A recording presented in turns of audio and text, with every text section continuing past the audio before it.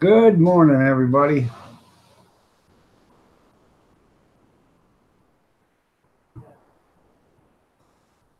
Ron, nice to have you here. Country Girls Go Hunting, nice to have you here.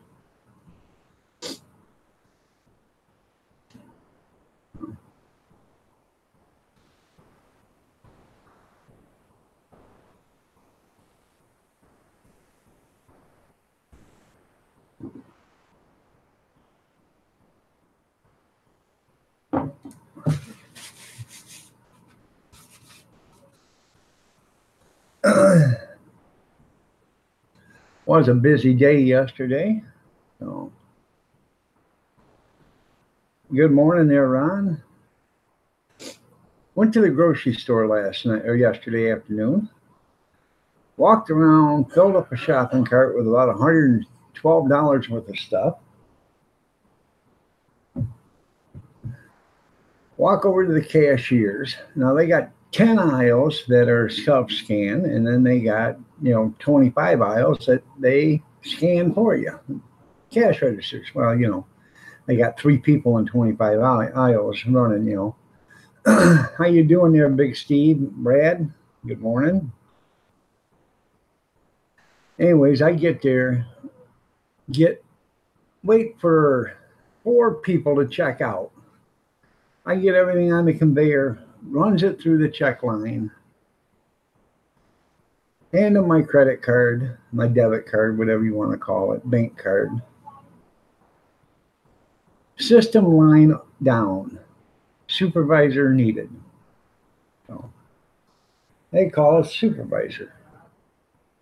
Supervisor goes over there and runs my card, and it says system line down, supervisor needed. John Franco, good morning. Nice to have you here. Sanal Sharma, good morning. Nice to have you here. So she turns around, she says, anybody else having problems with credit cards? And about three other people said, yeah, I'm on the phone right now trying to find somebody to help me. Wisconsin Greg, good morning.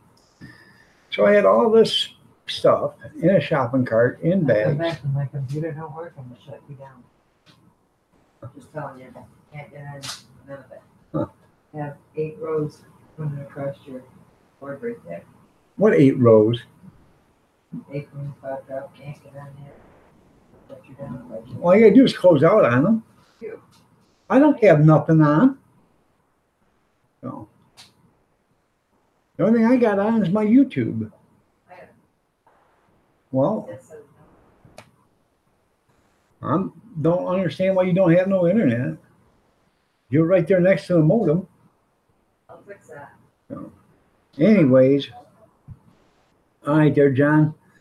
So I got the shopping cart full of full of bags of groceries, and I can't go nowhere because it won't take my card. Good morning, Allie. You're looking lovely as ever. Nice to have you here. So, Country Girl, you're looking lovely too, as ever. Nice to have you here. Funk J, good morning. So, she said, why don't you go over there and take a shopping cart, sit down, and we'll, try it in a few minutes. So, a few minutes later, I tried it, nothing happened.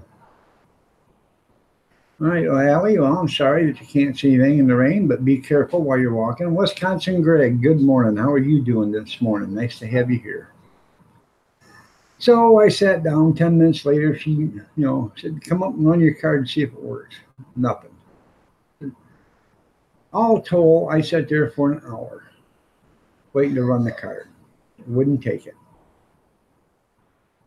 Wouldn't take mine. There's like 10 of us sitting there, waiting for the card to go through, and it wouldn't take it. Finally, she says, you want to try it one more time? And I said, that's it. If it doesn't work now, you guys can put it up. I'm going home. So tried it one more time. It didn't work. So I texted Kathy and said, I guess we're having ramen noodles tonight for dinner because what we were going to have was goulash, but I needed to buy some burger for it, and we didn't have any. So I left, and I went back last night at 10 o'clock or 9:30, I think it was 9 o'clock. I left and went back last night. Everything was working. grabbed all the stuff that I was supposed to get, except for Miracle Whip. I forgot that. And I grabbed some other stuff that was on, special today because it was after, 8 o'clock or whatever.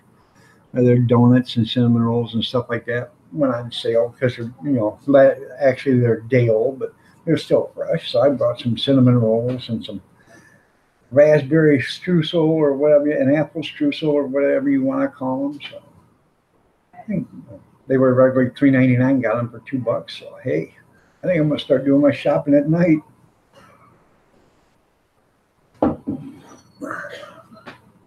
Got a bunch of Italian sausages, about 8-10 inches long, probably 10 inches long. $1 a piece for them. Well, they're pretty, they're actually store made, so they're pretty good. And a buck a piece. They were on, because they're not considered fresh, because after 8 o'clock at night they consider them day old. So I bought them, put them in the freezer last night. So we'll have Italian sausages one night for dinner. Just me. Good morning. You're looking lovely as ever. I bought some Dunkin' sticks, like Nutty Donuts, but they're Dunkin' sticks with nutty, I bought some of them. Those are pretty good. I had one this morning, so I think I'm going to start doing my grocery shopping at night. Get better deals. And there's a lot less people walking around the store, so.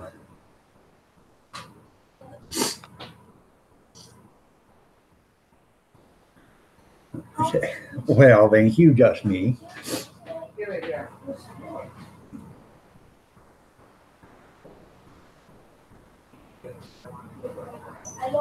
Oh yeah, you can count on it. All this died. What do you think they put in it? They don't say, we'll put blue, let's put it. Maybe so, yeah.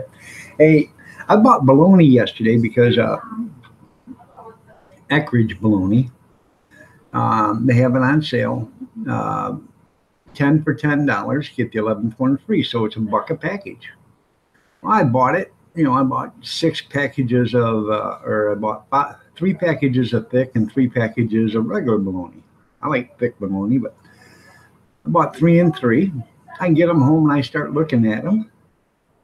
Them bastards have took the packages of bologna from 16 ounces to 12 ounces.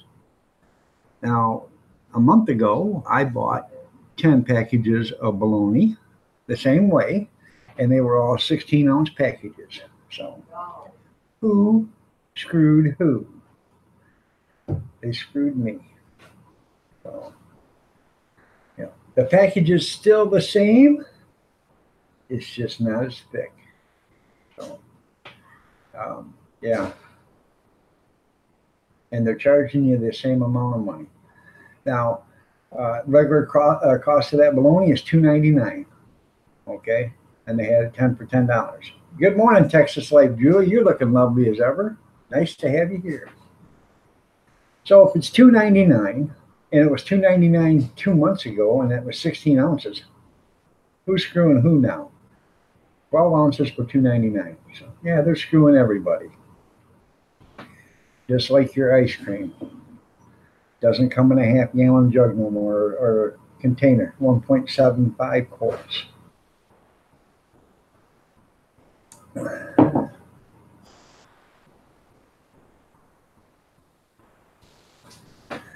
Well, your local newspaper went to $150 per year for delivery.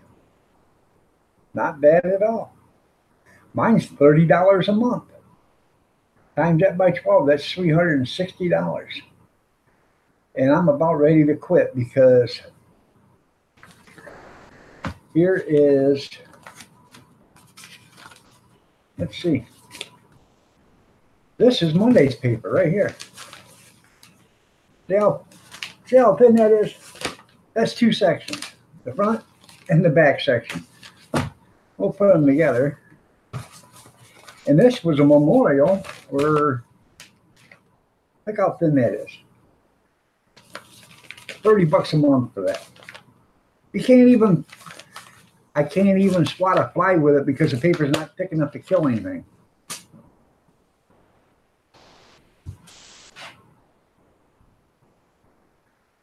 So, oh, it increased to 150.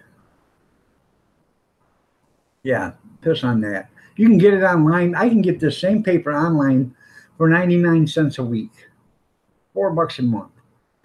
So I'm thinking about doing that. So, yeah, no flies have died in. Yeah, they can't die because the paper's not thick enough to kill them.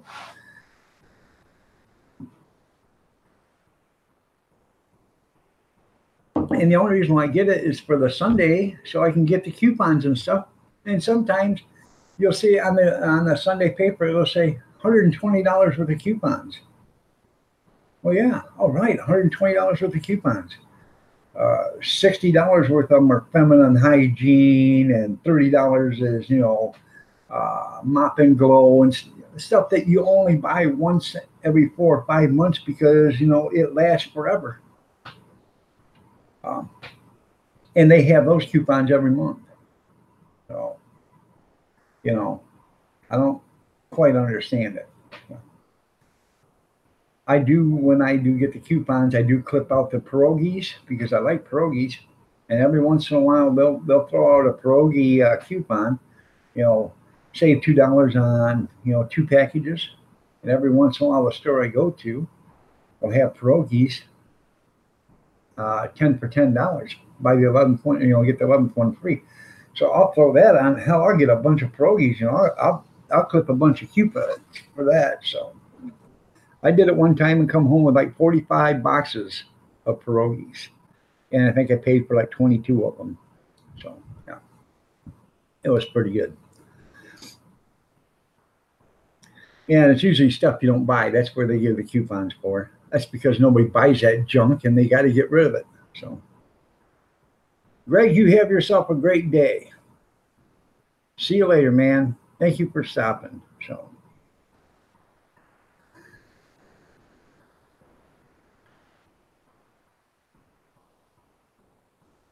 that's the thing, I don't, I used to clip coupons and save all sorts of money. And now that the amount that the paper cost, you can't afford it. So,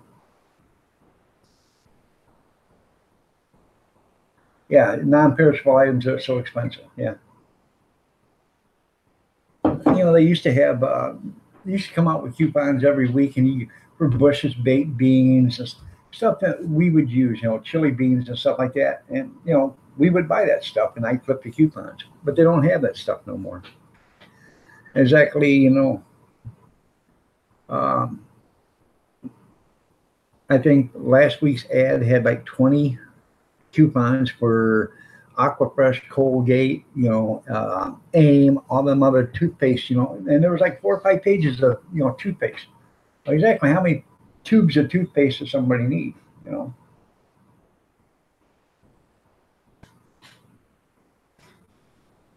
All right there, Brad. And you buy 2, get 1 free. Yeah.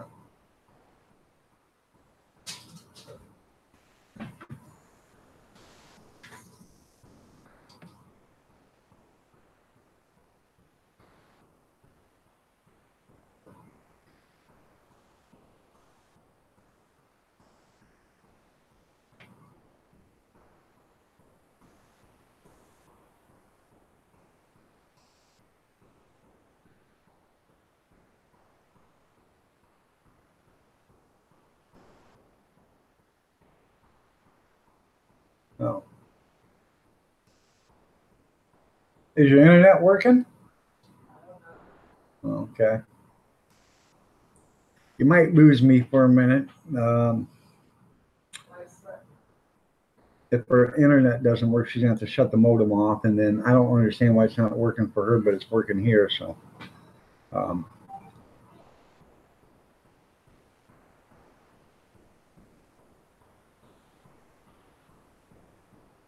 that's pretty cool, Texas. You go out there and shoot the horses yourself? No,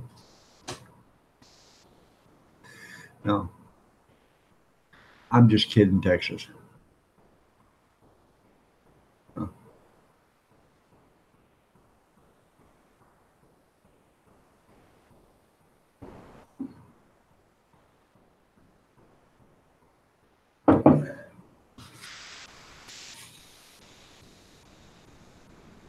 Retired and prepping. Good morning. How are you doing? Nice to have you here from Tennessee.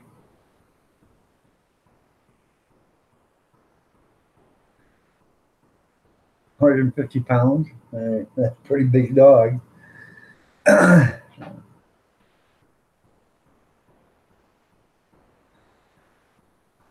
the way, retired and prepping, you're looking lovely as ever. Nice to have you here.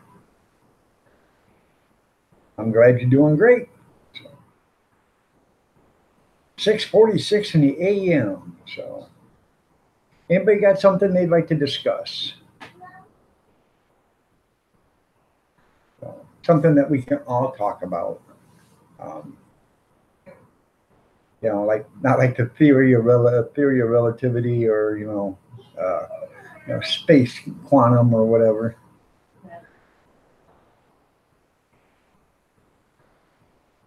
Wow.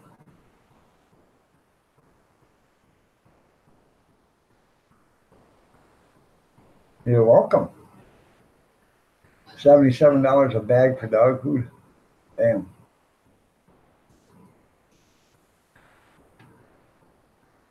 I just seen a video this morning. This is no lie. I will actually bring it up, and I will get the link for you. It was put up by Amber this morning. I don't know whose video it was, but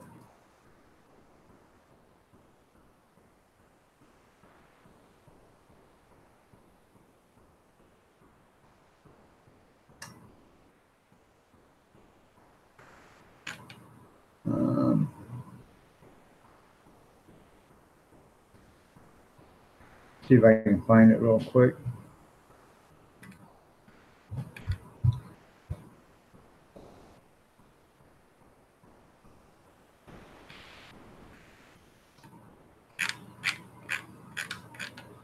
Yeah, I have to go someplace else and look, I guess.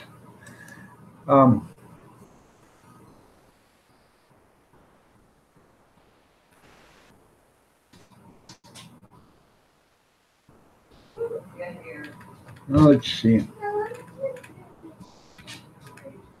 Anyways, I'll find it and then I'll save it and put it on a link. But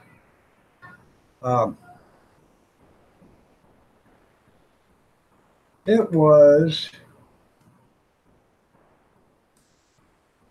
Yeah, I'm back. I'm sorry. Dirty Dog Diggers, good morning. Nice to have you here. RG Homestead, good morning. Nice to have you here. Dirty Dog Diggers, by the way, you're looking lovely as ever. Gene Chambers, good morning. So, anyways, it was a video of a woman making a turkey sandwich with, turkey lunch meat. And she had two cats. One cat kept jumping on the counter, and as she was making a sandwich, she's putting, got mustard on it. She's got the turkey, and she's putting the turkey on. Cat jumps on the counter. So she goes like this to the cat. She keeps making it.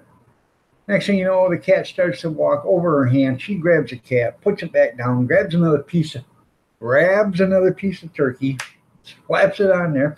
Cat jumps right back on the counter. She grabs the cat again, puts it on the floor, grabs another piece of turkey, puts it on the sandwich. Next thing you know, the other cat jumps up onto the counter, and its belly is rubbing the sandwich. It's got 2 feet on this side of the sandwich, 2 feet on the other side of the sandwich. She picks up that cat, puts it on the floor. Next thing you know, she turns around, the other cat jumps up on the counter, grabs the turkey off the bread and starts eating it. Or she grabs the turkey from it. And I thought, oh my God, she's going to take that turkey from the cat and put it back on the sandwich. Well, she gave it finally to the cat. And right about then, I was so disgusted that I had to shut the video off because it was about ready to make me puke. You know, first off, I love cats, but I don't love a cat on my counter. And every time I've caught a cat on my counter, I have a special squirt gun for them. And we don't have any cats anymore, but you squirt them with water. After a few times I squirt them with water, they don't get on the counter. And it was just nasty. But to pick it up, and then and she didn't even wipe her hands off or wash them, grab another piece of turkey. So, yeah. Yep.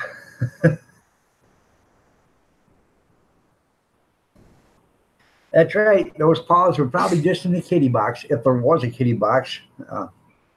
They showed part of the house, and it didn't look like the most sanitized place in the world. You know what I mean, Vern? So, good morning, Kevin. How are you doing? Nice to have you here. Kelly's Tea Magnet, Fishing, and More. Well, how are you doing, Kelly? Nice to have you here. I don't remember that name. Let me check you out real quick.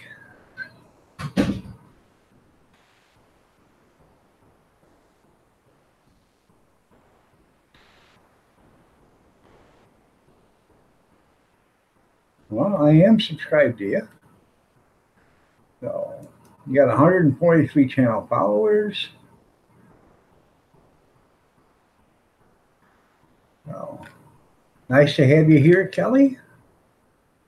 You guys don't know one another, walk up and down the chat room, check everybody's channel out, show them some channel love if you want. Nice to have everybody here. Good morning, Bobby Sprinkle. Nice to see you here.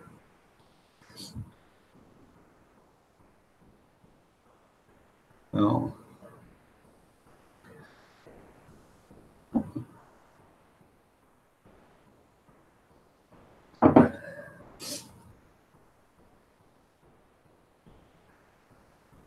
That's good. That's good there, RG. Hey, 500. That's great, man. That's great. The first 500's hard. After that, it starts to come easy. Because you've learned your first 500. So now you figure out what you got to do to get everything done. And it's not after that it starts to work pretty easy. So the little girls, they got a 4-year-old and a 3-year-old granddaughter getting ready for pre-K. So they both like going to school. I got friends. They're both in different classrooms, but they both got friends. That's pretty cool. Hey, Papa, I got friends. Well, that's cool. So. Now, the 4-year-old is not like in school. She's mad at me. She's mad at you now? Yeah, she's telling me what she's going to wear and what she's not. Yeah. The 4-year-old is mad now because she's telling her Nana what she wants to wear and what she's not. So.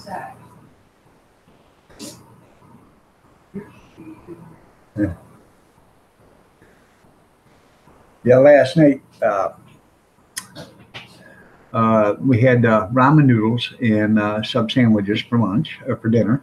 Like I said, I went to the grocery store, but the credit card or the debit card machine wasn't working, so we were going to have goulash, so we just improvised and had ramen noodles and sub sandwiches. Well, the granddaughter's wife says, "You want subs? You want a sandwich?" Well, yeah. So she made a sub for him and cut it in half. Wasn't very big, just a couple, about that big. Had some ham or turkey or something on it, and cheese. Well, the one granddaughter the 4-year-old ate her ramen noodles and said, "Well, I'm not eating that." And I said, "Well, yes, you are, because you asked for it." She says, "I don't want it." And I said, "Well, you're going to eat it." And she said, she went to take off, and I said, "You get back at that table." Well, then she grabbed her sandwich and threw it on the table, and I said, "No, you're going to eat." About that time, her dad come walking through the door. He said, "Do you got a problem?" She said, No. Are you gonna eat? Yeah. Oh, won't listen to me, but she'll listen to her dad. So Whatever. I'm not an ass. I wasn't mean You to. are. I'm not either. So Yeah. Why these kids don't want you.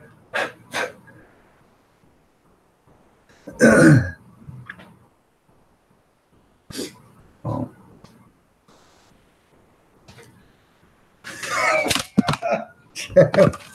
You got me out. Yeah. I'm not you. I can hear next time it'll be like this. She must be watching. No, I can hear you. Oh, she can hear me go. Try that. Where you lie. No, I can't take no beatings.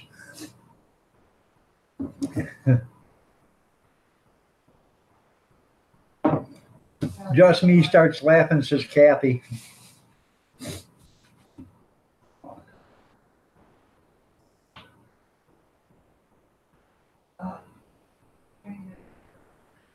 So that was the lovely bride. So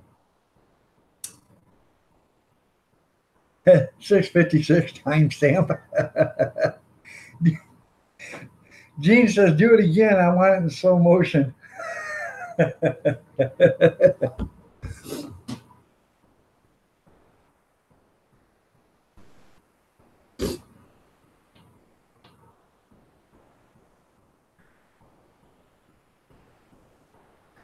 Yeah.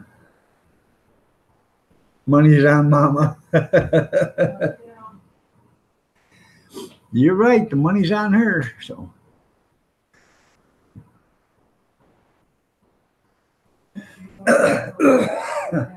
What's that?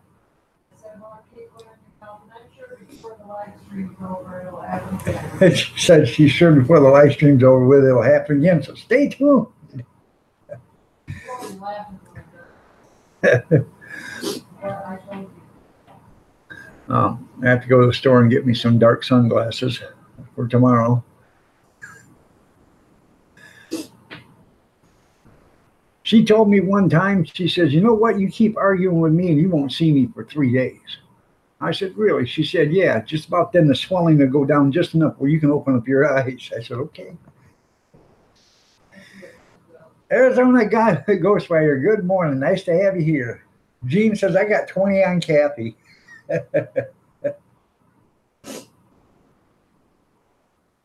Oh.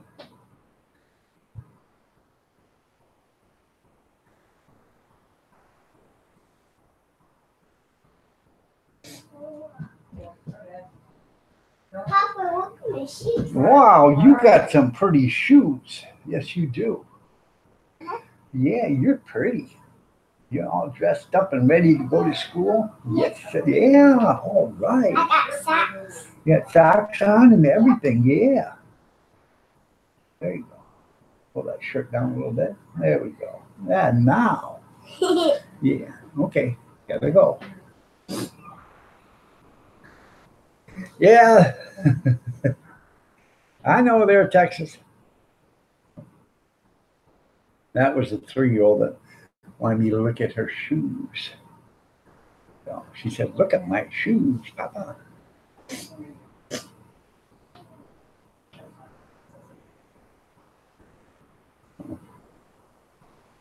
They're cute. They're excited to go to school. The 3-year-old always says. The 4-year-old isn't. So she's not a morning person. She probably should go to afternoon pre-K, but they don't have it. They have it from 8 o'clock till 3 o'clock, and Monday through Thursday. Unless they have no school on Monday, then it's Tuesday through Friday. So they go 4 days a week, and I think they like it. So. All right, there, country girl. You have yourself a great day. Nice to have you here. Much love to you too.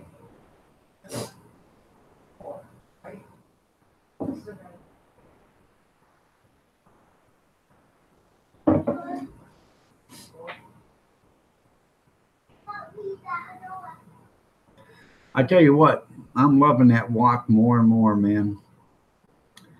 I I have boxes of you know of ramen soup, in the big boxes. I put the water in that wok yesterday. In about 5 minutes, it was boiling. Threw the ramen noodle in there, stirred it up, put the lid on it, turned it down, let it simmer. 10 minutes, dinner was, soup was done. I love that wok, man. $2, bought it at a thrift store. So,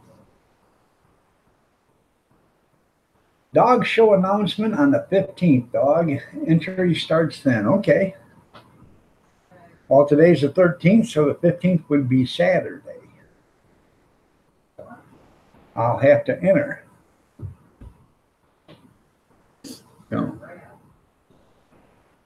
No, Kelly.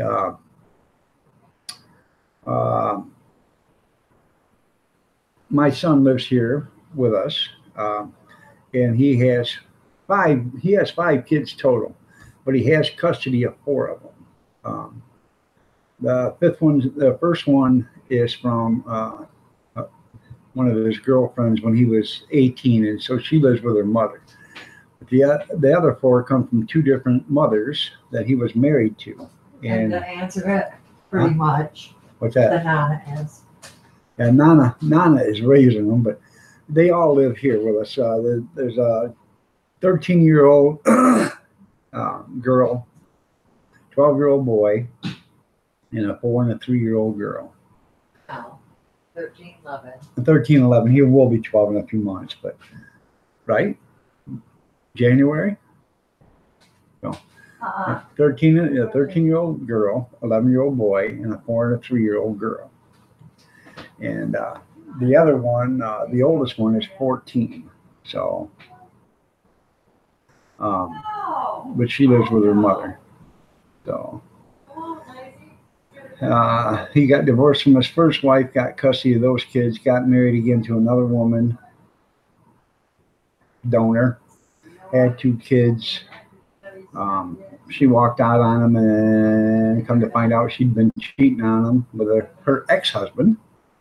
And because her ex-husband come over and said, hey, your wife while I'm married to you was coming over to me and seeing me all the time. And so he's got custody of the 2 youngest ones too. So, but he works, so she watches them. And it's easier than him living someplace else and her having to go there. So we did that for about 10 months, and it wasn't easy. Well, I'm sorry to hear that, Kelly. That you never had any of your own, I mean, but it's good that somebody was there to step up. So.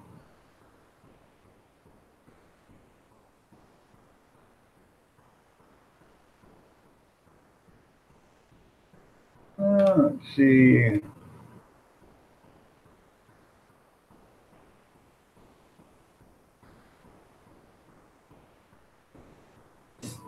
Yeah, the Patrick Halleck, good morning. Nice to have you here.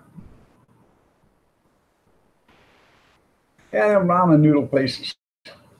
There was a truck that overturned with a whole truckload of ramen noodle on it. The company lost $28.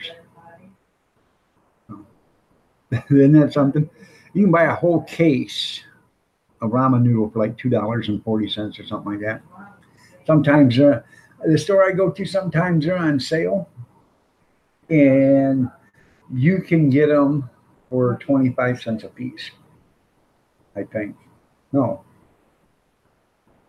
10 cents a piece or 15 cents a piece. You can get a case for like $1.50.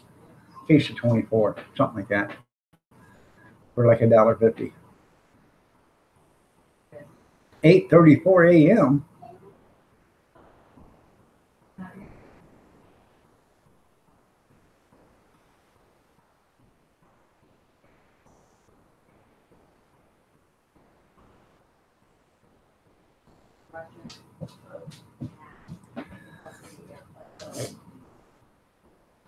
Oh.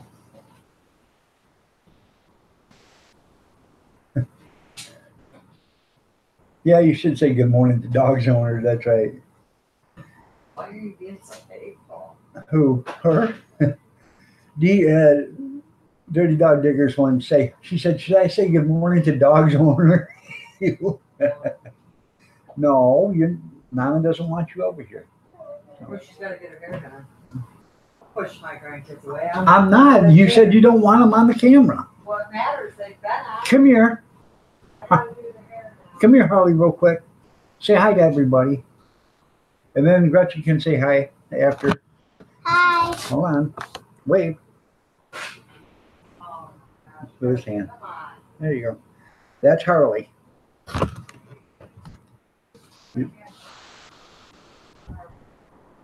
Good morning, Bama Grits. You're looking lovely as ever. Nice to have you here. Oh. You haven't slept yet? Well, I'm sorry to hear that. She is. She's precious. That's Harley. She's the youngest one. She's 3. Instant parent. Yep, I understand that. No. She is. She's a cutie.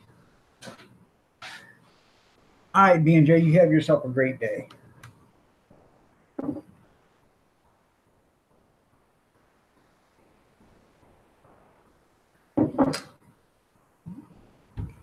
Well, hi.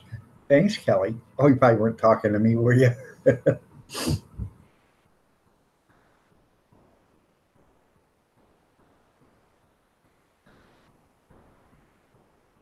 Posted a YouTube video last night, put tags, and that's how you spent your night. Well, I know sometimes it's, putting up a video can be a job. Well, that's good, dear Bobby. Give her. Yeah, they are. They are, Kevin. To Kathy. Yeah. Calvin Helming says, cute kids, are you sure they're blood relation to you? What? He said, cute kids, are you sure they're blood relation to you? Kevin Helming said that. Did any relation to you? I said they're related to the wife. Yeah. Where's Gretchen? She ready?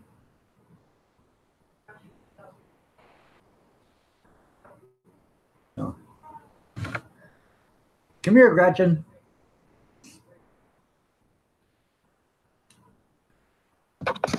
Come here. You want to say hi? I got hurry up. You got to hurry up. Hi. Wave to him. This is Gretchen. She's a 4-year-old. She's pretty tall for 4 years old. So, I think she's going to be a tall volleyball player or something like that.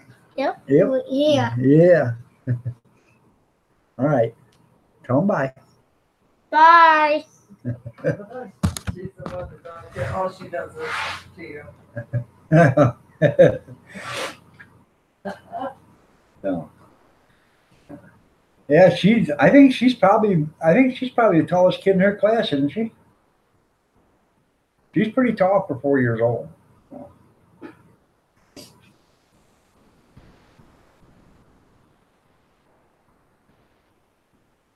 I was thinking she'll probably be 6'2", 6'3", maybe when she's done growing. She's right at about Well, 4. everybody thinks she's 5 or 6. Yeah, she's right at about 4 feet tall right now.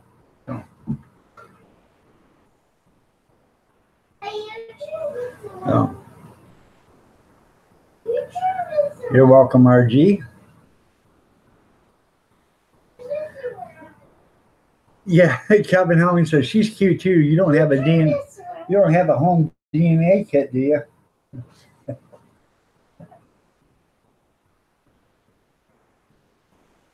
There you go. They pretty much tell you this. And they pretty much take after their nana. No.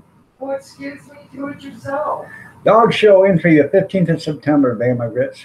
One step at a time. There you go. That's right. Say please. Good morning, Molly. Nice to have you here. So, did you put up an announcement yet there on your video? Dirty Dog Diggers, or is that coming on the 15th? Roger, come on. What are you in there doing? You don't need to do your hair more, come on. I have to check out that you just got barked, because you just got that section back in there again. So,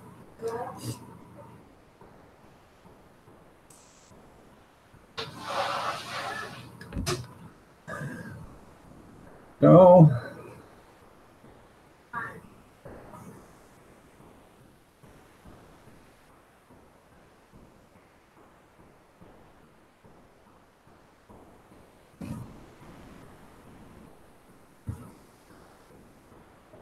okay, you're gonna do it on the 15th. All right, that's fine.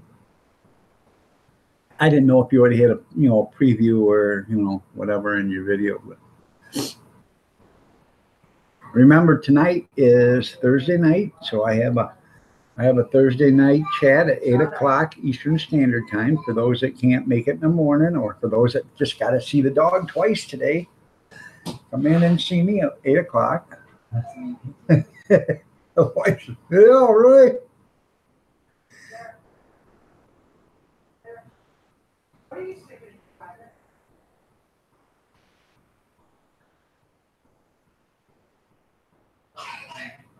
Well, that's good there, Mama. You're welcome, Molly. Where are you going there, Gene? It's great. Anyone gotta go potty? Sorry, dog. I know you'll be sleeping. But see, you got to see me this morning, so that makes it even better. Can I get you to give me a cup of coffee? No, I am waiting for the bus actually. Okay. I'm sorry, you're going to have to take intermission, aren't you? Oh, I'm just going to have to take intermission. You're not my problem. I know I'm not. I've got two out and the last two going, sorry. Yeah. 2 gone and 2 going. Off your ass another tea. Bye, Papa. Bye, honey. Come on, you just want to be on there, Harley. Get out of here. She's a, what do they call it? A Gloria Hound or whatever. Yeah, she's What? a crybaby. And taking a 3-week doll hunting trip, that's cool there, Gene. That one's the ball. She really sounds sorry. Yeah. You're right. So.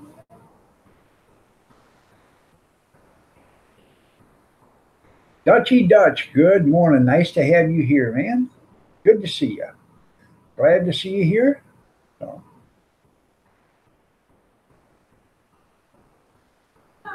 Yeah, it's something when people treat and mistreat animals. I can't stand it. So. Good morning, Tammy Sprinkle. You're looking lovely as ever.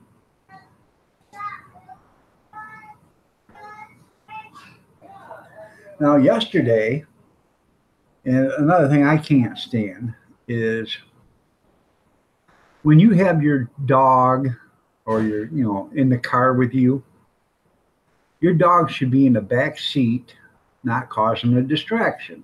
Okay. Yesterday, I'm sitting, waiting to come out of a parking lot. And across the street is another woman sitting, waiting to come out of a parking lot. Now, I have my left turn signal on. She has her wheels straight, does not have any turn signal on, so I'm waiting for her to come across because we're waiting for cross traffic. So I'm waiting for her to come across. And she's not looking at me. She's looking at her phone and petting her German Shepherd, and she's looking at her phone, petting. And there's plenty of time for her to come across between the cars. And she's just looking at her phone, petting her dog. Her dog reaches over and licks her on the face, and she, oh. Well, after sitting there for 4 or 5 minutes, she finally decides to make a right turn. Okay, I'm making a left, she's making a right, so we're both going the same direction.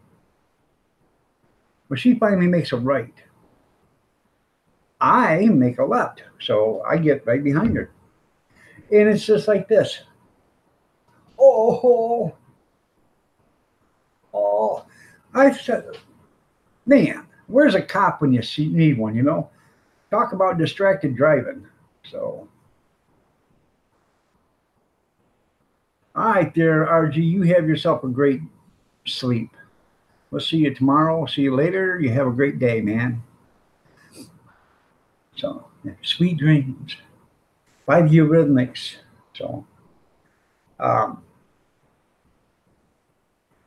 anyways, you know, have them in the back seat, and they should be. I think it's actually a law that they should be, you know, tied or strapped down, or you know, so they can't be a distraction. And but have you seen that new commercial where the electric car and you know meet the Flintstones and George Jetson? So, and it says you know his boy Elroy or you know whatever. Um, um, Anyways, they had the dog in the front seat, and they said, "Well, you know, this is just for the commercial, but all dogs should be strapped in the back seat, you know, or you know, strapped in the back." And that's where they should be. Honest to God, they should be in the back because they are a distraction. I've seen dogs, big dogs, you know, German shepherds, sitting on a guy's lap with them looking out the driver's door or window, and the guy's trying to drive. How can you drive with a dog standing right there in your chest? Now talk about unsafe. FFP, good morning. Nice to have you here. You're looking lovely as ever. So it is sooner or later somebody is going to be killed because of that. I mean, it probably has already happened, but it's going to be somebody you know. So,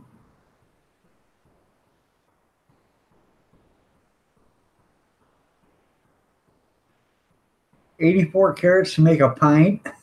Made a pint in a glass. Yeah. Washed them first. You're supposed to have the dirt and all. That's where you get all the nutrients at there. Just me. So. Good morning, Googler. Nice to have you here. So. But I got a bag, about a 5-pound bag the other day of farm-raised carrots. Now, what I mean by farm-raised carrots, I mean the carrots that don't look like carrots. You know, they got the sprigs and everything. I got like a 5-pound bag given to me the other day, and that's pretty cool. Some shit. What'd she say to her? Well, wait a minute. I forgot to give Nana a kiss. She says, well, blow her a kiss. I said, yeah, Gretchen, I'll blow you a kiss. And she said, no, I told you. I said, Gretchen, just take a seat. Yeah. She said, I just need to give my Nana kisses. I said, Nana, I'll see you after school. Gretchen, sit down. Nana, blow you kisses.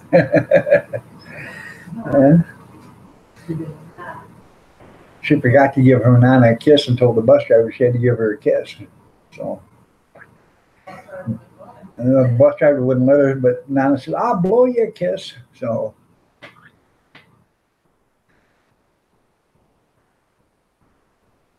yep, that's how real carrots look. So,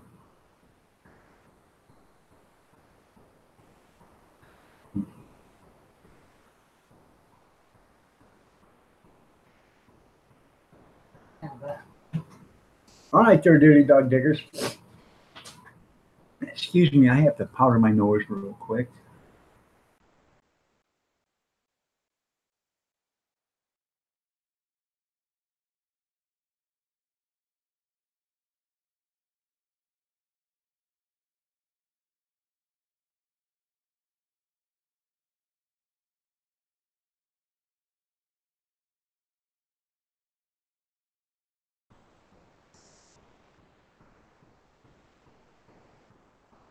I'm back.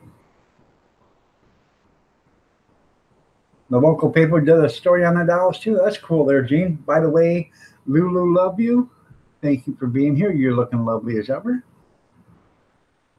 All right, there, Texas Life. You have yourself a great day. Thanks for showing up. I appreciate you being here. I need to go pick up a pre-ordering. Well, thank you.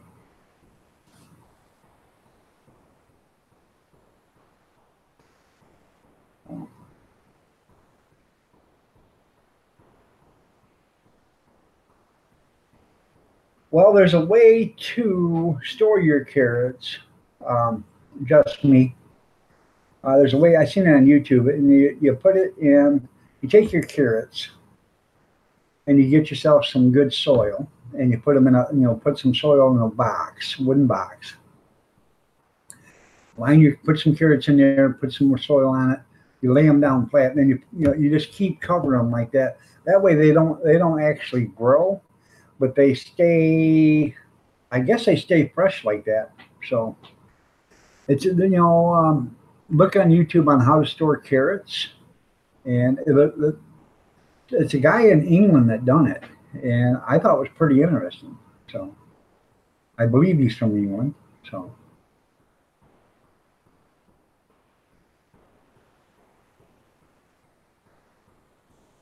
well, you're welcome, Lulu. Yeah, you leave them in the dirt, but in dirt, laying flat, and you cover them with dirt, but you leave them, like in your basement or something, in a cool, dry place. So, and they'll stay good for months. So, I mean, if I was going to have, 50, 60, 80, 100 pounds of carrots, I would do that. But I don't, we probably go through maybe 10 pounds of carrots a year. So, as far as fresh carrots, canned carrots, or, we go through a lot of those, but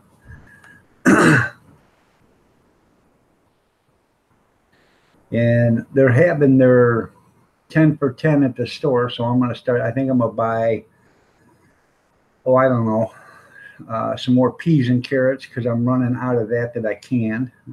I'll buy, like 10 bags of peas and carrots. And what I do is I take the frozen peas and carrots and I can them. That way I don't have to keep them in the freezer no more. I can put them in my pantry.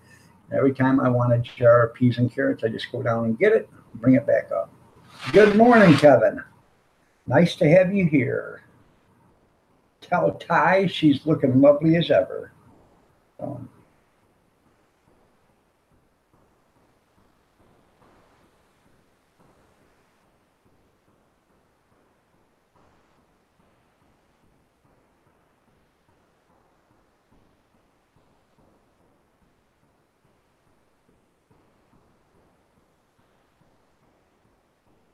That's right, Junkyard. Why are they buying water? You know what? I've seen something yesterday. People live on 3 Pepsis a day, but now the hurricane's coming and they're going to be like fish, and they're going to need 40 bottles of water every day. So,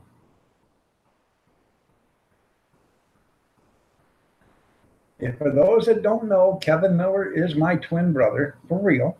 So, there's a few people in here probably don't know that. So,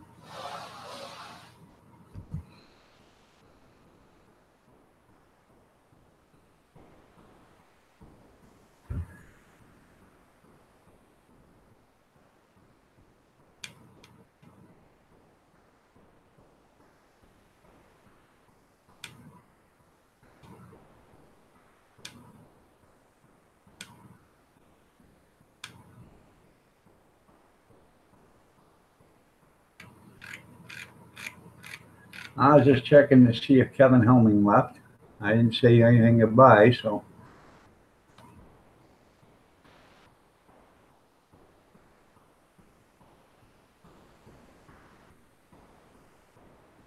I like using rosemary every once in a while. I have some of it in here. It's not fresh, but it's, I know it's gonna come up and kick our hiney. So I just wanted to make sure you were here. So didn't see you say goodbye, so I didn't know if you left or not. So I want to make some of that, what's it called, garditas or gardenia? I don't know what it is. So you take cauliflower, celery, carrots, pearl onions and stuff like that, and you pickle it. I like that stuff. Put some jalapenos in it and stuff like that. Had to deal with the dog. I am probably, if I can find some still, I wanted to make bread and butter spicy pickles. I seen a recipe on it, and it's pretty cool. You do your bread and butter pickles like you normally do, but you throw in a jalapeno before you can it. You put a jalapeno in there, and it can with it, and it actually heats up the pickle.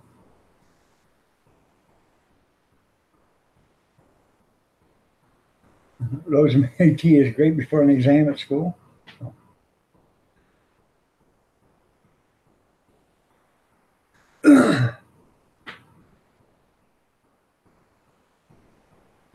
I love bread and butter pickles. So, we're not doing it this year, but next year, we are going to offer on the hot dog cart, the big dill pickles. You'd be surprised how many people love them big dill pickles. And I've got a place I can order them, and we'll probably do, like a lunch special. Buy a hot dog and a pickle and a pop, and I'll give you a good deal on the pickle, but probably sell them for $2 a piece, which I ain't making much on them because they cost me right around $1.45 a piece. So, but people love pickles, and especially when they come in the pouch, they drink the juice and then they can eat the pickle, and they throw away the pouch, and it's something they can walk around with.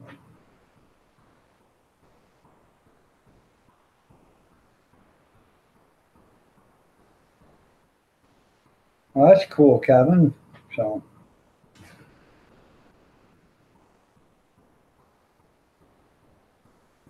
Can't never find any bread and butter pickles in yours. That's funny, Junkyard. So.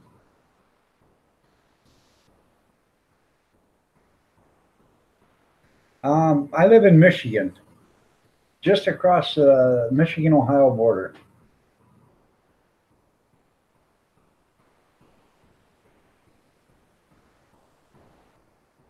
Was that an article movement?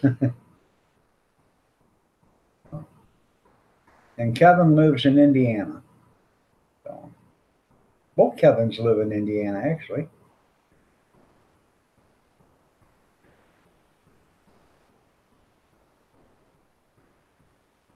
Just love pickles. Mr. Jixer, hey, where have you been? I haven't seen you in a couple of weeks. I thought you fell off the face of the earth. Nice to have you here. So.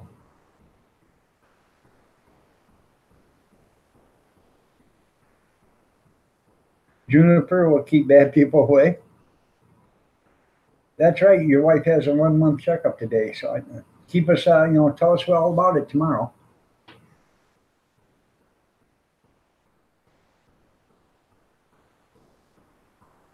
You live in a state of confusion, Tim's world. So.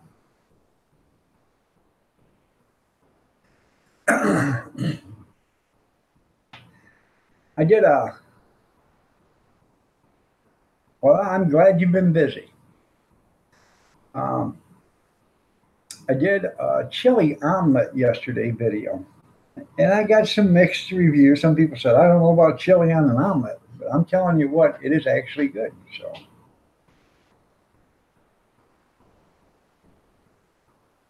Yeah, hope the checkup goes well.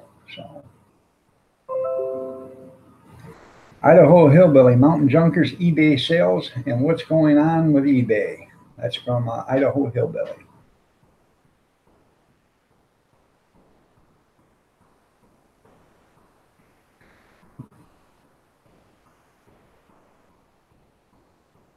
It wasn't gross looking. It was good looking, man. It was tasting good. I made her an omelet. That was awful. And she said that was awful because I forgot to. She wanted jalapenos in it, and I got all said and done. I'm looking, and on the counter it said the jar of jalapenos. I forgot to put them in it. Yeah. Go back to that restaurant. Yeah, I'm sorry. So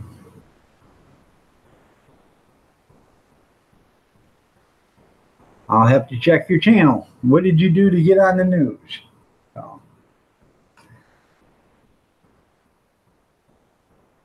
oh, here comes the butt kissing.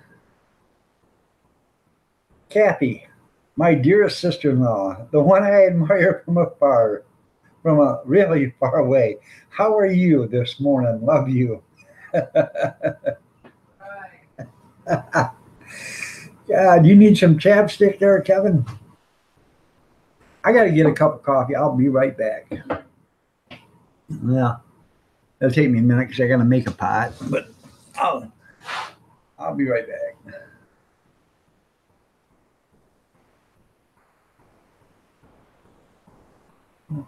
Sleeping with sunflowers.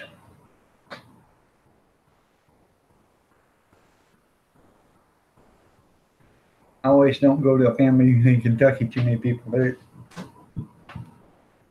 as long as you're not looking for a date at a family reunion, I guess it's okay there, junkyard.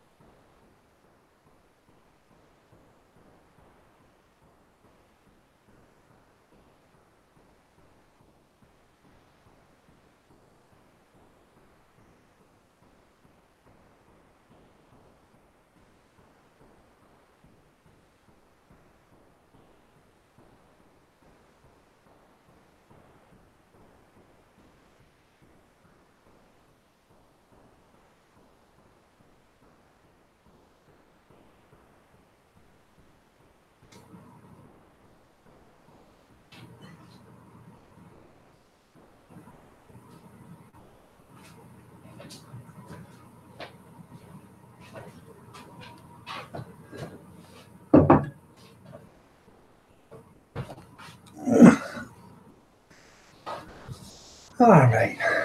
Good morning, Alabama. Nice to have you here. Oh, you see what you guys all been talking about.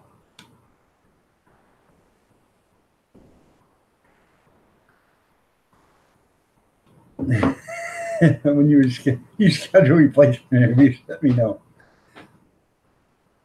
Fire them, Gaddy. Yeah. Huh? Why would I call it Big Cat? I don't know. All right, there, Mr. Dixon. You had yourself a great day. I'll have to check it out.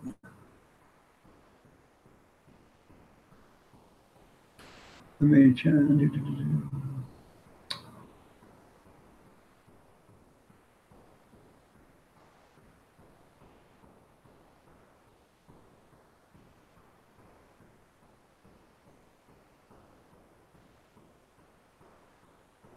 No, I did not see the new Apple crap that's coming out. Oh, you mean the watches and stuff that can check your heartbeat and all that other stuff? I'm sure those are going to be cheap, probably $1,500, $2,000.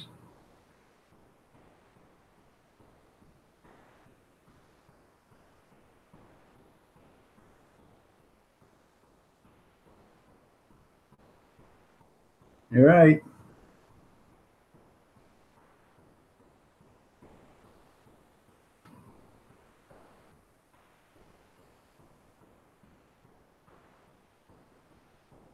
All right, Kevin Hellman, you have a great day. You're still here.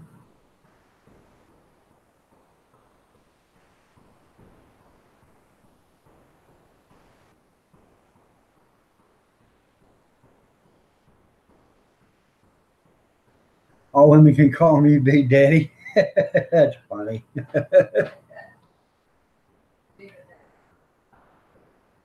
She says, is that because you got a big mouth, Alabama, or what?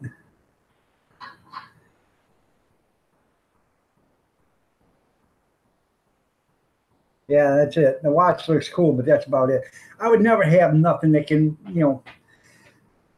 if you put that stuff on you, sooner or later, somebody is going to be able to get stuff from you that you don't want them to have. And it could be somebody that you don't want having it. You know what I'm saying? Like dear old Uncle Sam. Trust me, if they want to check you out, they will.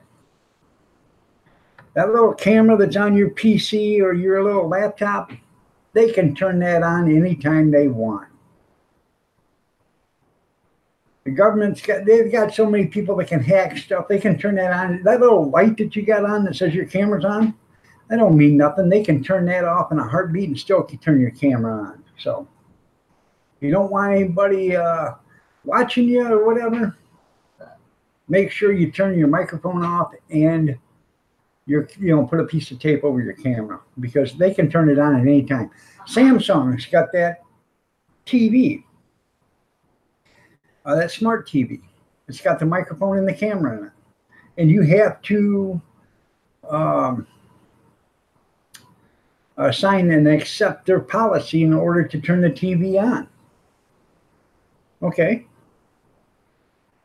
What does that mean? That means they can turn the camera and the TV on anytime they want to collect information. Well, who do you think gets to collect that information? The government. If the government wants it, they're going to get it from them. All they're going to do is get a warrant and say, hey, we want to collect all this information. And they will be able to do it. So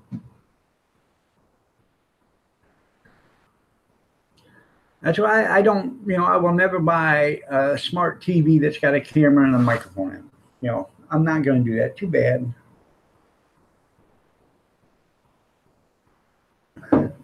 No.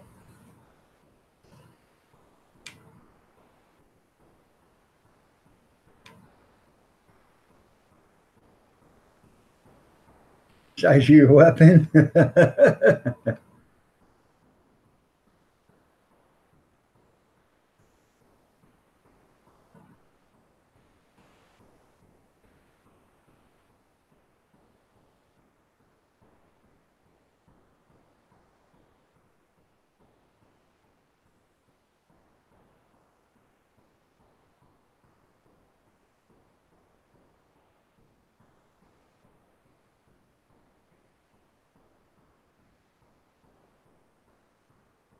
Yeah, you're right there, Justin, because elevated heart rate, sitting there, they're telling you, yeah, well, they can get all that information from you, and then they can get everything else. So, going to get to the point in time where they're trying already to pass it, and from what I understand, is to chip you. That way, when you go into a hospital or something, now they got to do is scan you and say, well, you're such and such a person, and this is what's wrong. Oh, that's what all it's for. Baloney. That ain't what all it's for. Trust me. If there's a way to get around it, somebody will figure out a way how to use it for another purpose.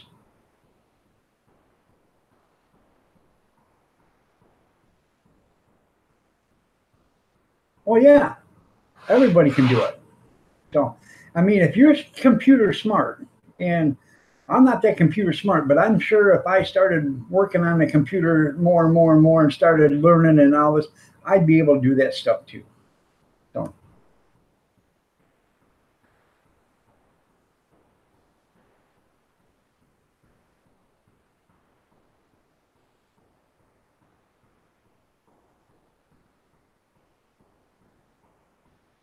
like catch you naked. There you go. That ain't gonna catch me naked.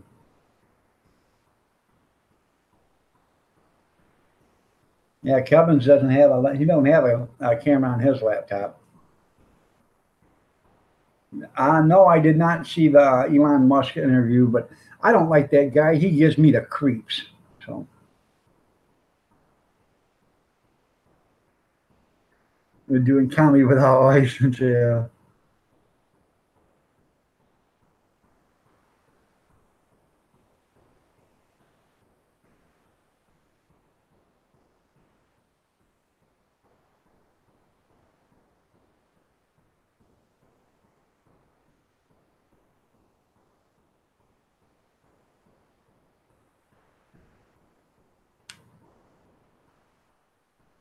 Yeah, all them words are trigger words and stuff like that. So, you know,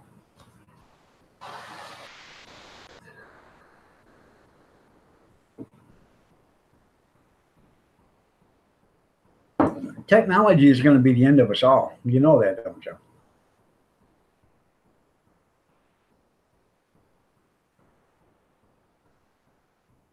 I don't even know anything about the dark theme on YouTube. Haven't seen it.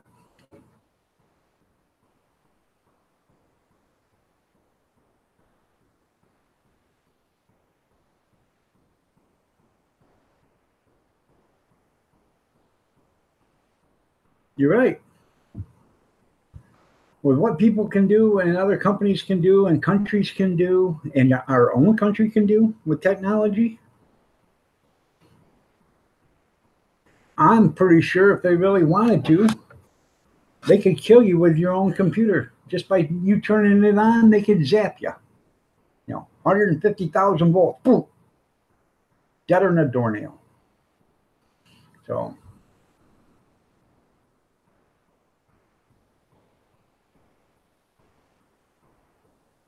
yeah, I'm for FBI. You're talking about it for Facebook. Yeah, yeah, Facebook. Yeah. Anytime you can say anything you want on Facebook, next day you get, you know, I can sit there and type, Craftsman tools in Facebook. Oh, I love my Craftsman tools. Need more Craftsman tools. Got to have Craftsman tools. And the next day, you'll bet there'll be advertisements on your Facebook for Craftsman tools. That's because they are, as Alabama says, they are spying on you. Because they are.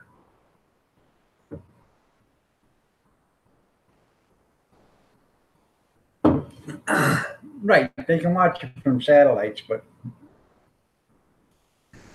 that levels the playing field there.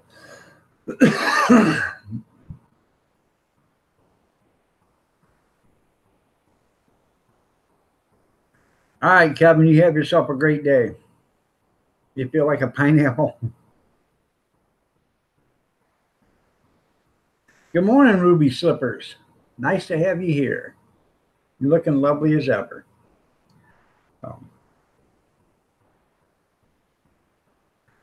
By the way, Junkyard, good morning. I didn't say good morning to you. Good morning, Junkyard. Nice to have you here.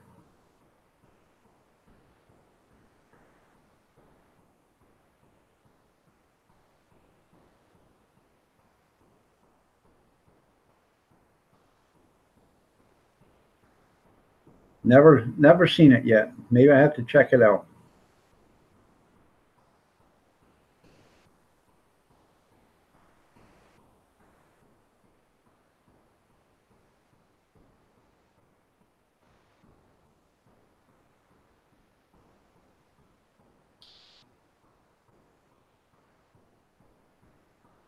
What, on Facebook?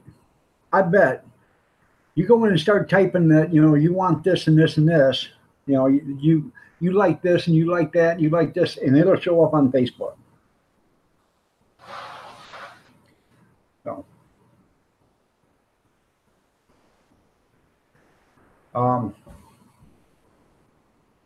I'm constantly getting stuff that I'm looking at, getting ads for it the next day. And I know because they're watching you. So I'm pretty sure if you type it in, it's doing the same thing. So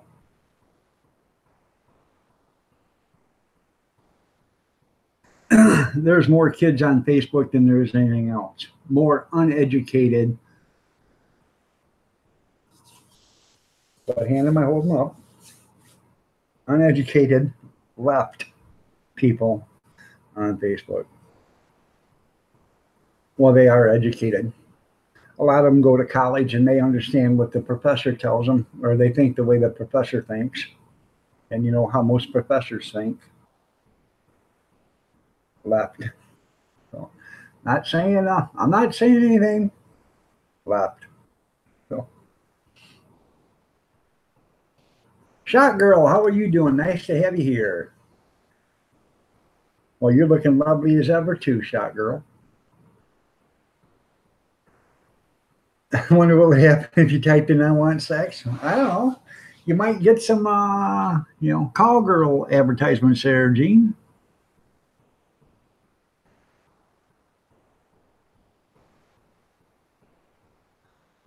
I don't know.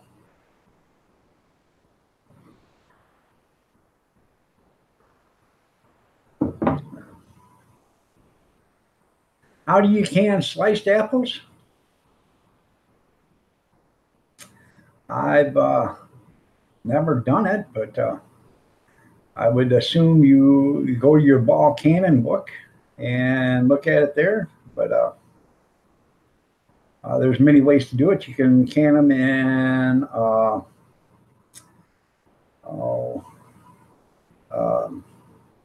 syrup, which is, you can make your syrup any kind you want. You can make it 50-50 or 25-75 or whatever.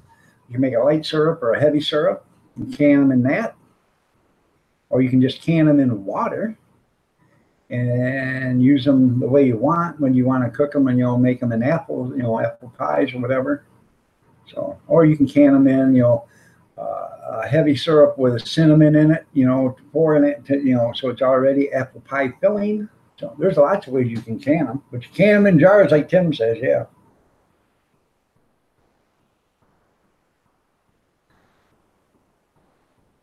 Pack the jars in water, 15 in water bath, can them. So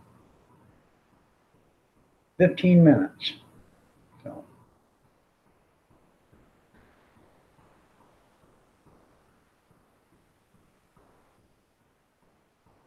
and you might want to put a touch of citric acid in it, or maybe lemon. For quart jars, probably use 20 minutes. But wouldn't you want to use some lemon juice or something like that to keep them from browning there? Or when you're slicing them, put them in a bowl, and throw some lemon juice in there and roll them around in it so it keeps them from turning brown. So, and if you're going to put them in with cinnamon or whatever, and cinnamon syrup, it really doesn't matter because you're never going to tell the brown anyways. But you just dried a bunch of apples.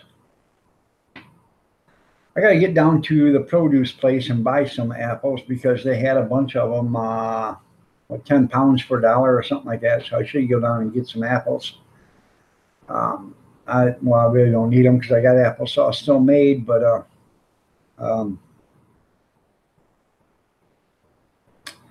I got about 10, 12 pounds of onions right now. I'm going to slice up thin. I was going to cube or dice them, but I'm just going to slice them thin on the mandolin, throw them on my dehydrators and dehydrate them. And then I'm going to make onion powder out of them.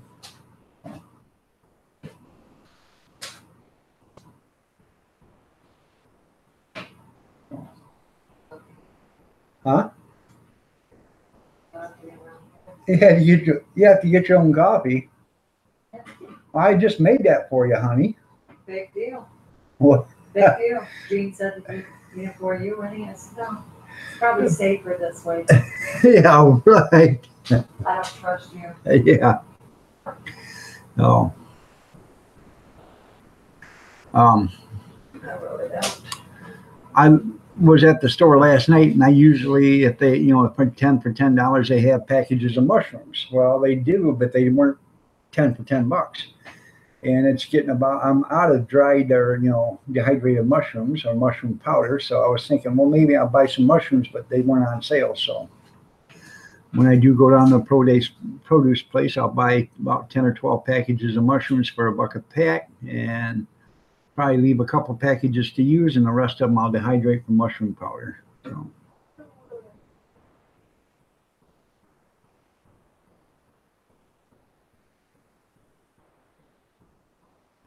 Yeah, a lot of people, you used to dry them on the roof of the house. That's where, you get most of the heat. You just put them up there on a pan and put, some netting over the top of them and keep the bugs off them.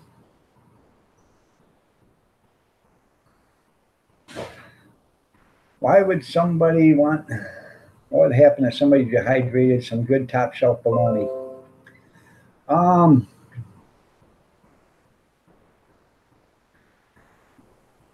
You can dehydrate bologna, but there's a lot of fat in bologna, which would probably not make it that good. It would probably go rancid in a couple of days after dehydrating it. But I have dehydrated hamburger, and it's called Hamburger Rocks. So what you do is you take a good quality hamburger with the less fat as possible. So get it as lean as you can get it. You fry it up, season it to whatever you want. Salt, pepper, garlic powder, onion powder, whatever. Put you some onions or whatever, however you want to season it. Some oregano or basil or whatever. Fry it all up. Okay. And once you get it all completely done, chop it up so it's nice and thin, little bitty pieces. Take it over, put it in a colander or a strainer or whatever, and rinse it with hot water. And once you're done rinsing it with hot water, canned bologna is called Spam. They used to sulfur apples all the time. But anyways, once you get done rinsing it, taste it. And if it doesn't taste like it's got any seasonings left in it, put some more seasoning back in it, mix it all up. But what you want is basically a grease-free beef. And that's why you rinse it with hot water. Add your seasonings again to taste, make sure that it's what you want. Then put them on your dehydrator and dehydrate it. And it's called Hamburger Rocks. And what you do with them is when you want some spaghetti or something, you throw a handful of Hamburger Rocks in your spaghetti sauce. They'll rehydrate. Now you got beef. But you can take it hiking. You can take it camping. You can put it in your food pantry, and it'll be good for years. I suggest you vacuum seal it in a good bag, and then put it in a Mylar bag and seal it there so it's kept dark. And it should be good for years. So.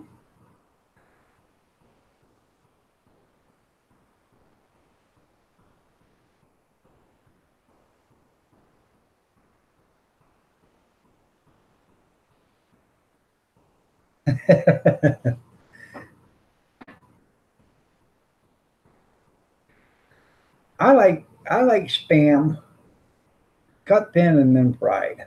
I like fried bologna too. I love fried bologna, and what I used to do my fried bologna is I'd put a little bit of, just a little, spray a little bit of oil in there, start to fry the bologna, and I would put basil, salt and pepper on it. Not so much salt, but I would actually pepper it and then put just a smidgen of salt on it, maybe a little garlic powder. Fry it with that, and with the basil on it, or sprinkle a little rosemary in it while you're cooking. Oh, it's damn tasty. And put get you a couple slices, and put a slice on the bread. Put a good quality slice of cheese in the middle of it. Put another on there, and top it off with your mayo or Miracle Whip or Italian dressing or whatever. Now that's you can't get any better than that. So love bologna bowls. Never heard of bologna bowls.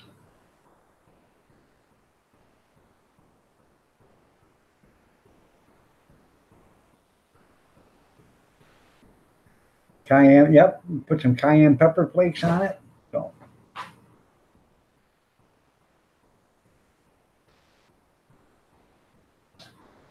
spam is a staple in Hawaii. So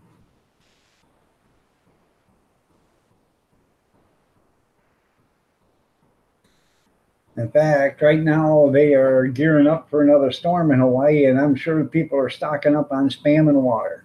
So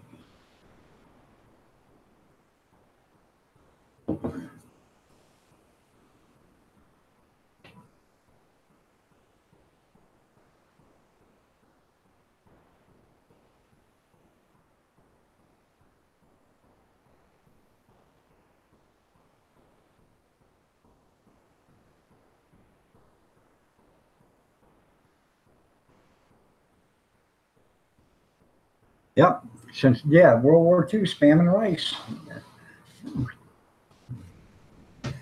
Did you guys see? Uh, they just found like 2 million cases of water in Puerto Rico in a field covered up with massive tarps. And the only reason why they found it or somebody seen it is because they flew over it and half the tarps were ripped off from the wind blowing it.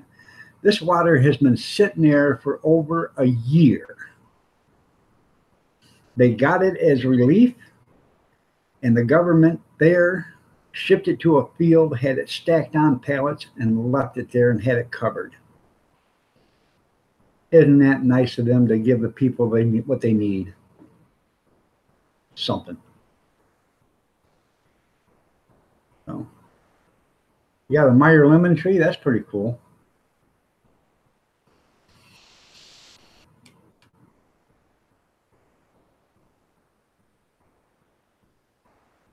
Welcome back, Bama Grits.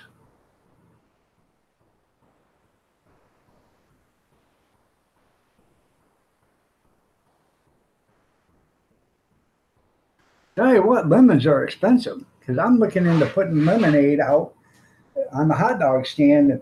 Fresh lemon, they were selling them 2 weeks ago for 65 cents a piece, um,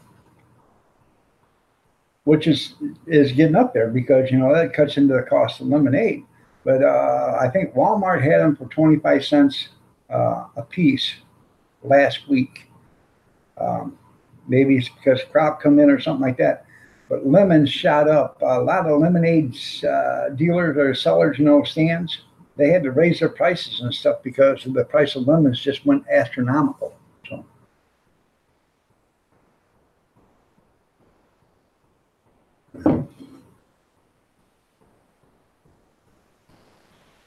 I would like to actually get a miniature lemon tree and grow it inside here in the foyer, right in front of the kitchen, the patio window. So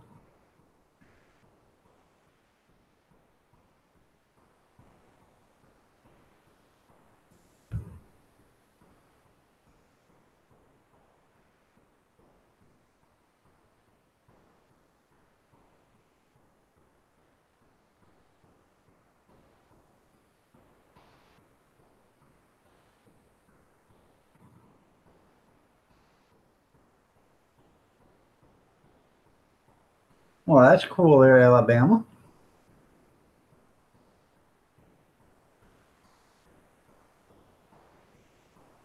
They do. Because cancer can't live in an acidic environment. So that's why they say, that Bragg's apple cider vinegar, 2 teaspoons of that every day. Eat some lemons. It cannot, cancer cannot live in an acidic conditions. So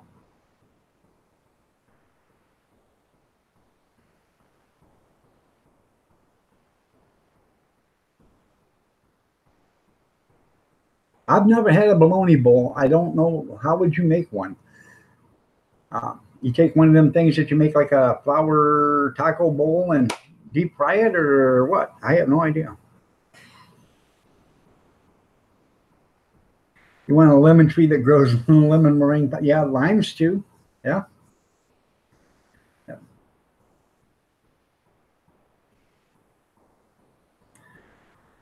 Please do emphasize there, Alabama, on how to make it. I want a tree that grows down. I want a tree that grows $100 bills.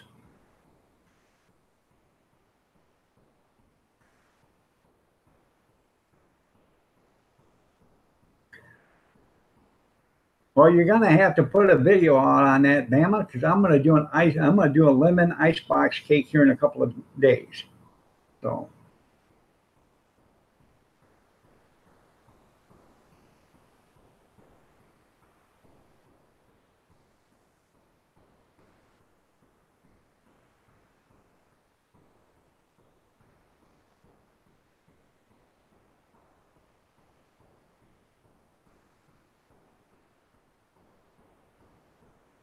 you're right there, just me.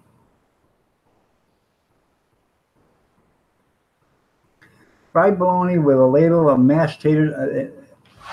That sounds pretty good. Hello, kitten. Good morning. You're looking lovely as ever. Nice to have you here.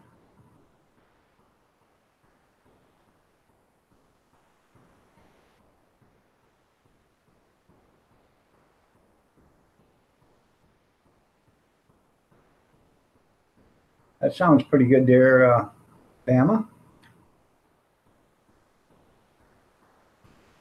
You grew up eating bologna gravy? Never heard of it, Tim.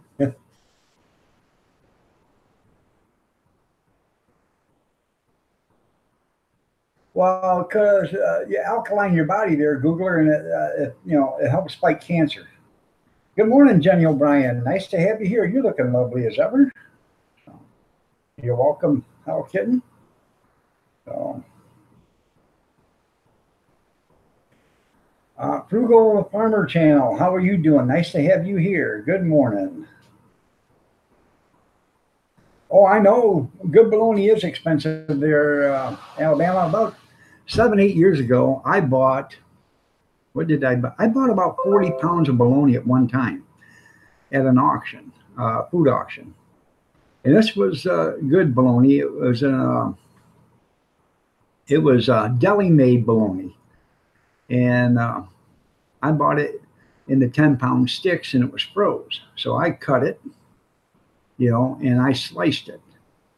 And then I put it in freezer bags, and I give some to all the kids that were living on their own at the time. And then I put the rest of it in the freezer, and we ate off it from, I don't know, almost a couple of years, actually, I think. So, and then I made, Yeah, I made fried bologna with it. Um, I made um,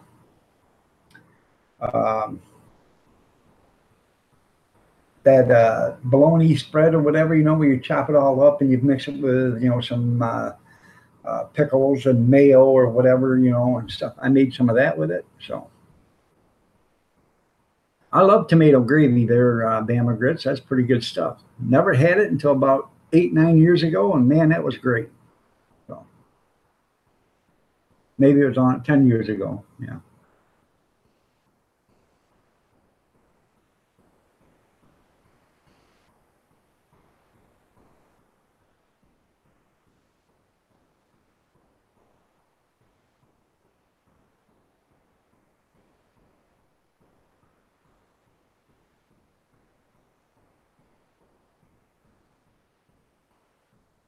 I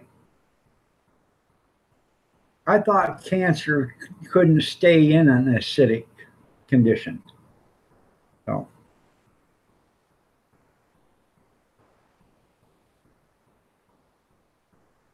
oh, I bet that was good there, Tim.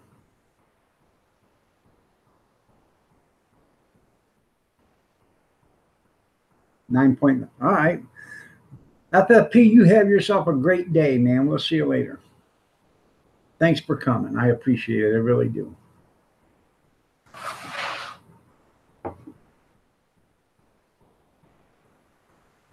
I'm doing good, Jenny. How about you?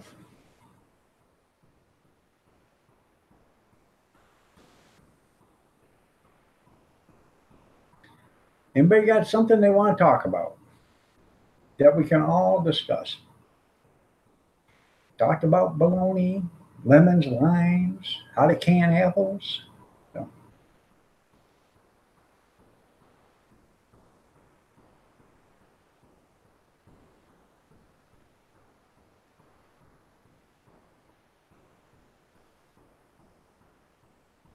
oh, just me ain't leaving. It's FFP's leaving.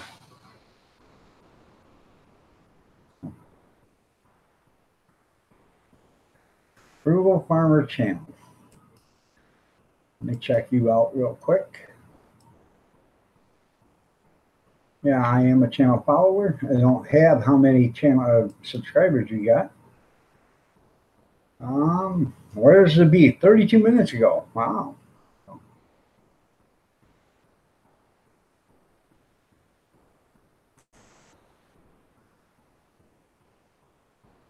Chocolate oatmeal peanut butter cookies look pretty good.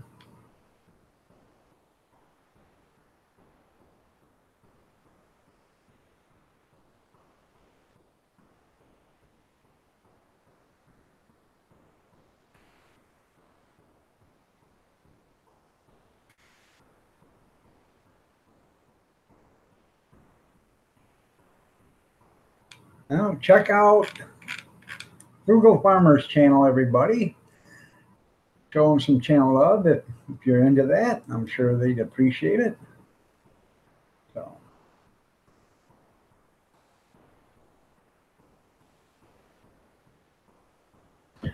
you're right there, Gene. Everything's better. I bought some scratch-made biscuits yesterday again.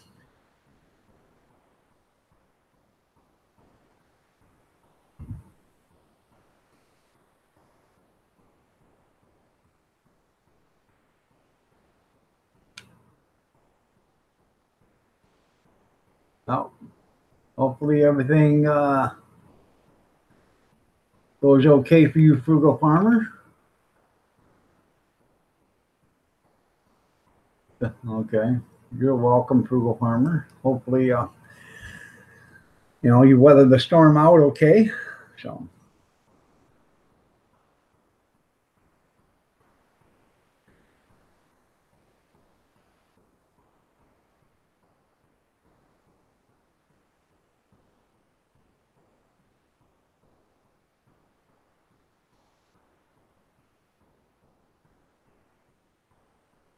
I think the further in you are, the probably the better you're going to be. But I think if you're within 50 miles of the coast, I think you actually ought to be finding some place to go. So, because once it hits land, it's going to lose a lot of its momentum. I mean, it's still going to have a lot of wind, it's still going to have a lot of rain, but when it comes in 50 miles, I believe you're going to be a lot safer within 50 miles away from the coast than you are 50 miles closer to the coast.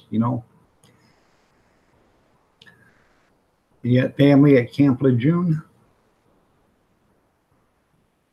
I know, Bobby, you've been lurking because you didn't say goodbye. So.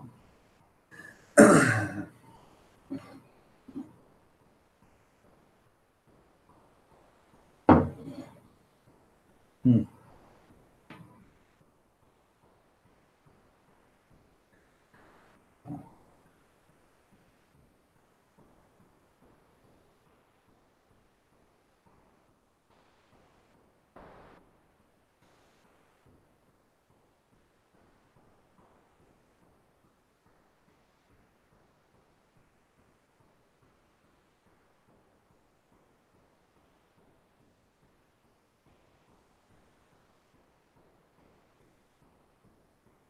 You got 492 channel followers. That's cool there, Frugal Farmer.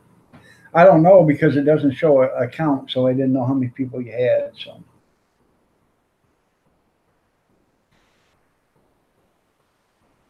He is a sneaky little lurker.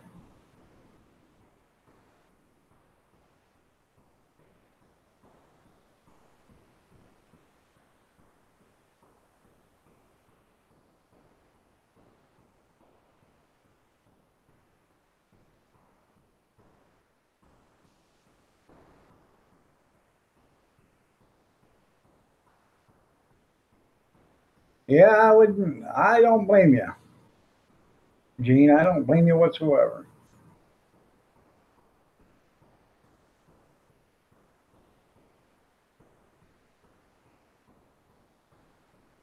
Oh, you got over 900. So okay, you got over 900 channel followers. Okay.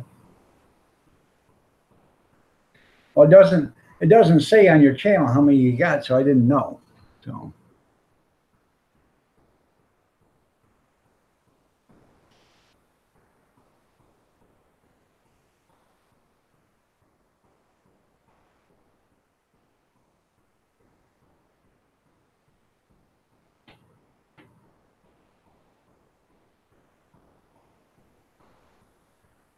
Good morning, Big Steve. How are you doing? Nice to see you here.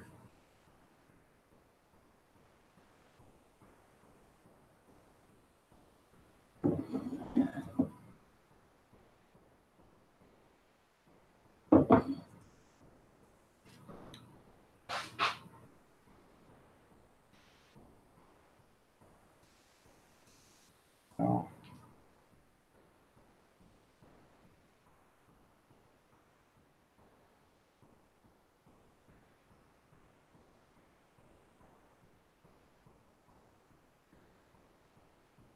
Has anybody seen Michelle Koyak or Marie Kaplinger? Haven't seen them in a couple of days. I just was wondering if everything is okay with them. Welcome back, Tammy. Nice to have you here.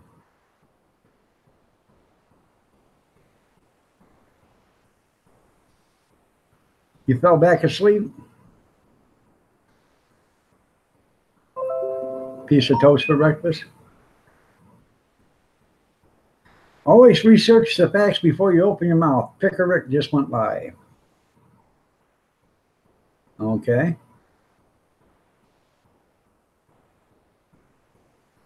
All right there, Gene. You have yourself a great morning. Good. Have a good breakfast. So.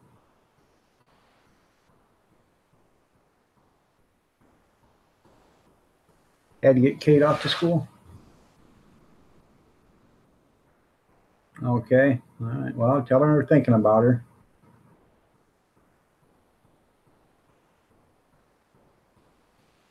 She was in your live stream yesterday? Okay.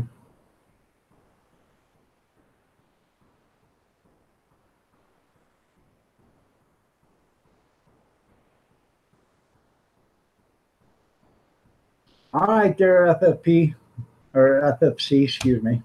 You be careful out there. Stay safe.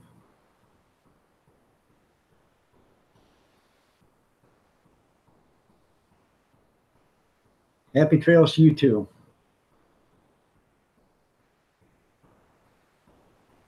JD, good morning. How are you doing? Nice to have you here.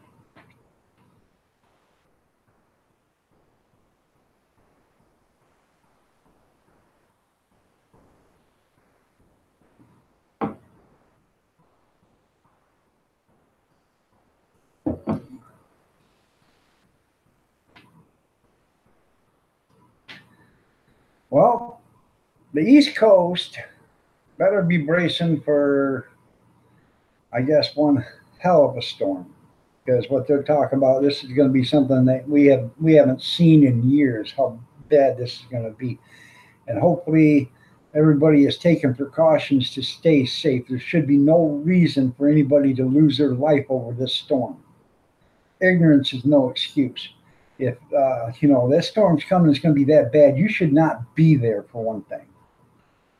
And like I said, the further you get in, away from the coast, the better you're going to be. If you're 50, 60 miles away from the coast, you're probably a lot better off that far away than you are 5 miles away from the coast. So, gravity, gravity there, Alabama, gravity. You know they're hanging low when you have to stuff one in each sock. So,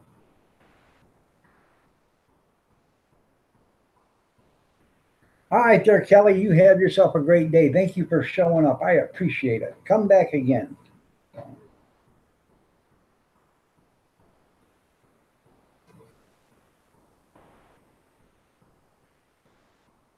Mr. Dutchy Dutch, thank you.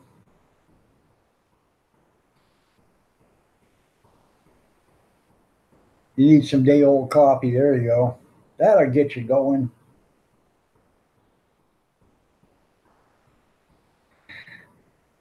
Yeah, I didn't think it can, but it does, right? Yeah. Oh, that water's cold. I do drink coffee day old. Yeah. I said they were coffee olive. Yeah. She drinks a day old if we have it, but I used to take coffee and pour it into a container at night and put it in the refrigerator to make iced coffee with. So, and I always wanted to figure out how to can coffee. Starbucks does and everybody else.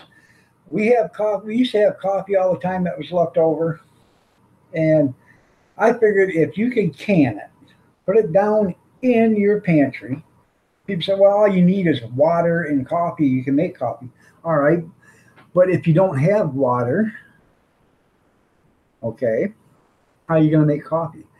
But if you throw away a half a pot of coffee every day because you don't drink it all, why not put that into a pitcher or something, put it in the refrigerator, and after you get a gallon of it, pour it into some quart jars or pint jars, and most likely quart jars, and then can it. I don't know how to can it, but I'm trying to figure out. And if you can can it, I'm thinking pressure can it for 90 minutes, just like you would meat, because that's probably about the best way to think about it. But pressure can it for 90 minutes, put it down in your pantry. Then when you want, if SHTF ever hit and you wanted a cup of coffee, all you had to do is go down there, grab a quart jar, pour it in, light a Bic lighter, and you can heat it up or, put it on top of a candle or whatever, and you got yourself a cup of coffee. You don't need the water because you've already used that water months ago or whatever to make the coffee. And you can save your water for something else.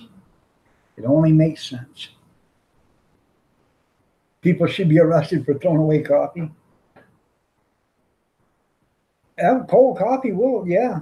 The caffeine in it, I guess, is what does it. I ain't for sure, but I don't mind a cup of, or a glass of iced coffee every once in a while. But Kathy bought a half gallon, I think, or something like that of iced coffee or cold coffee about a month ago, and I bet there's still better than half a container still sitting in there. It's still good for another 6-8 weeks, but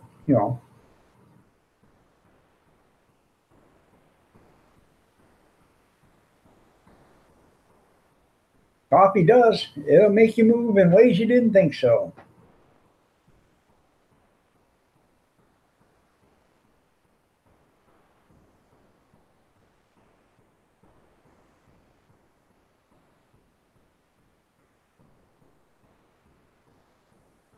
It does. So,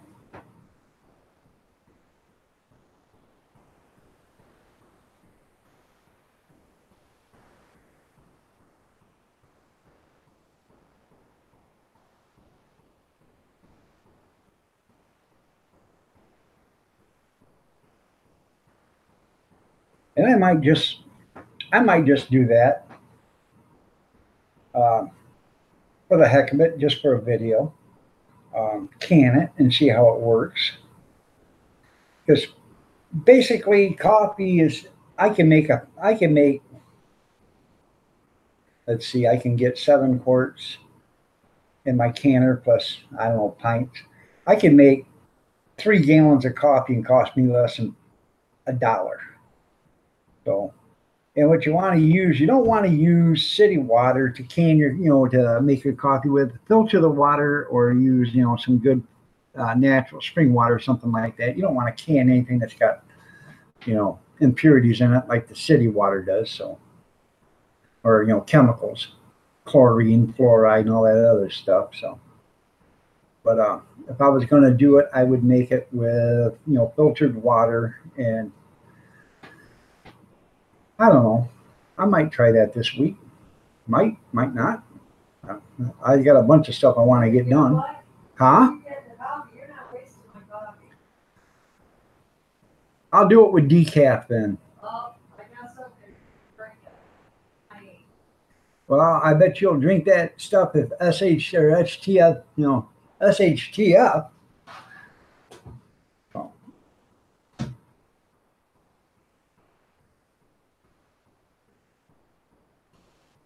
I don't know if you guys got General Dollars or not, but General Dollar up here has the 39 ounce? I can feel you're gonna get a paper. 30, I think the 39 ounce or the big can of coffee for $5.35, $5.55. So if you guys need coffee, go to your General Dollar and pick it up there. Gay Jerry, how are you doing? Nice to have you here. Week's been doing okay. How's your week been going?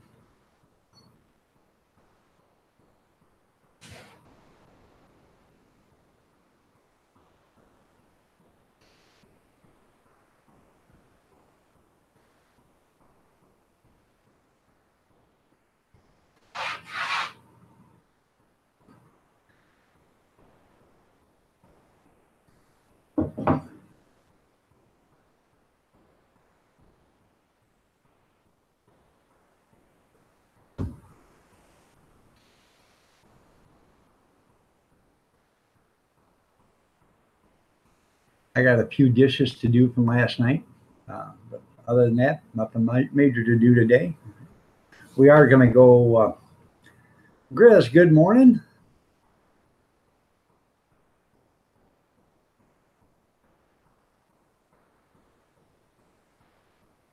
Well, I understand that, but usually when I do canning, I don't have any empty spaces. I make sure that I have enough to can. Like if it takes 7 quarts, I have enough to do 7 quarts. I can do 7 quarts, and then I can do like 9 or 10 pints on top of that. But if I'm just doing quart stuff, I just I make sure I have enough to do quarts. I usually have more than enough, and then what I'll do is say I got enough to do 7.5 or 8 quarts or something like that. I'll do the 7, then the rest I'll put in the refrigerator and we'll eat for with a meal or whatever. And that's how I do it. But I always make sure I have enough to fill the canner. A lot of people say, well, why don't you can water while you're doing that?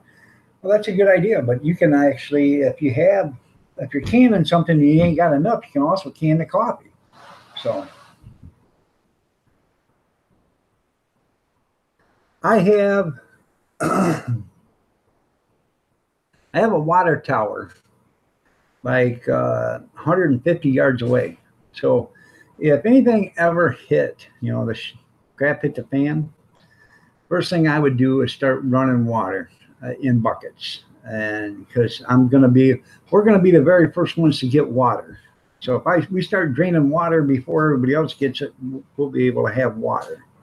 And if you put it in buckets, 5-gallon buckets, you got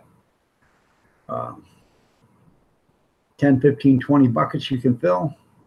That's plenty of water for a long time, as long as you monitor how you're using it. So.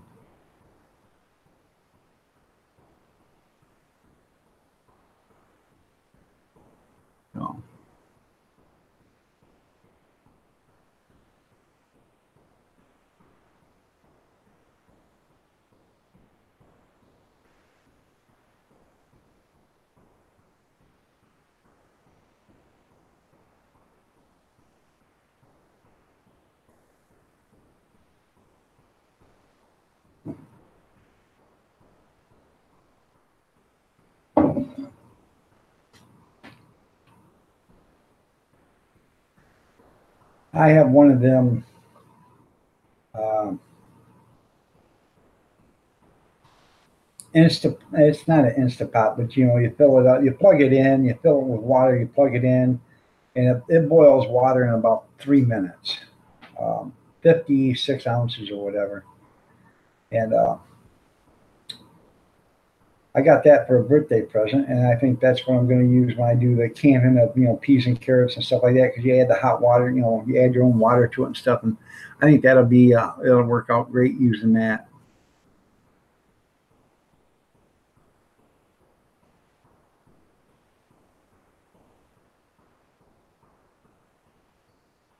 Um, I don't I don't think so. I think I'm going to get the water first because I've got great water pressure here. People down the line don't. I mean, I've got great water pressure here, so I think if that's the case, I'm going to get water way before anybody else has.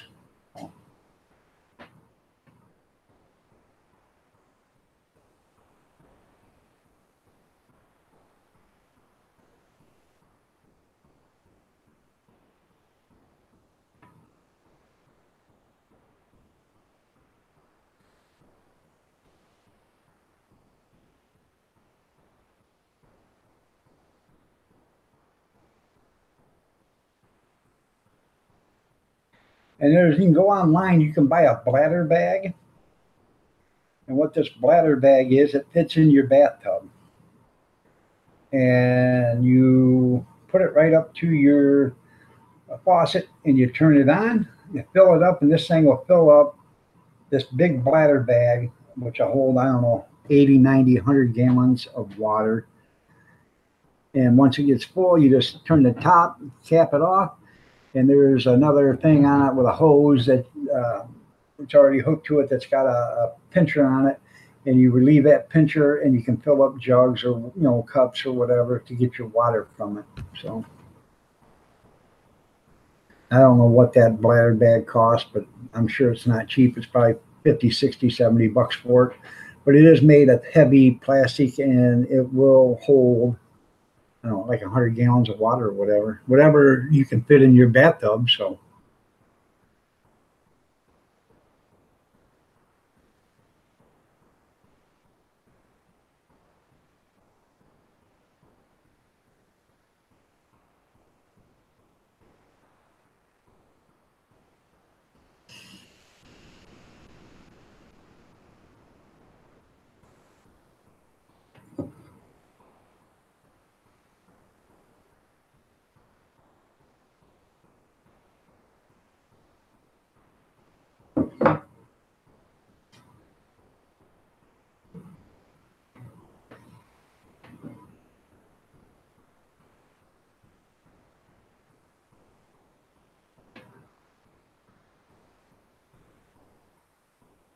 oh, somebody give me a subject to talk about.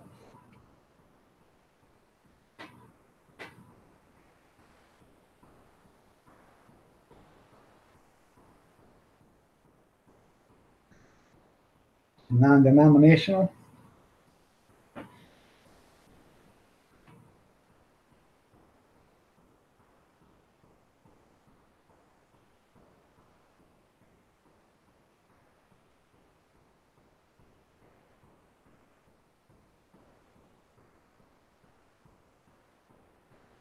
I thought about getting my license. There on the internet, you can become a preacher for like 50 bucks. Um, and, you know, I wouldn't be doing sermons or anything like that, but, you know, to marry people and stuff, I think that would be cool. So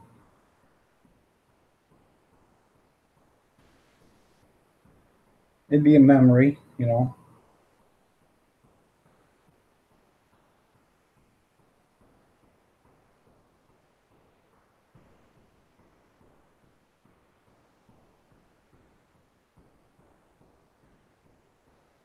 You're going to quit running sooner or later. I know. Sooner or later, I'll get there. So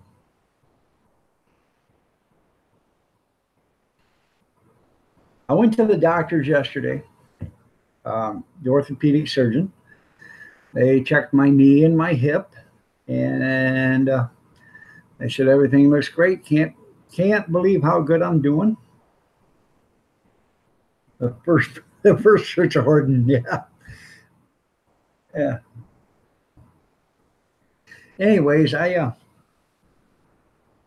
went there, and the doctor was talking to me, and it's his assistant. She's the one she actually helped do the knee surgery with on me, and she was talking to me, and she said, checking my other knee, and she says, I want to see you in February. I said, okay. She says, the reason why is because I want to make sure you're doing just as good as you're doing now in February, because in February we're probably going to schedule your other knee operation for like April.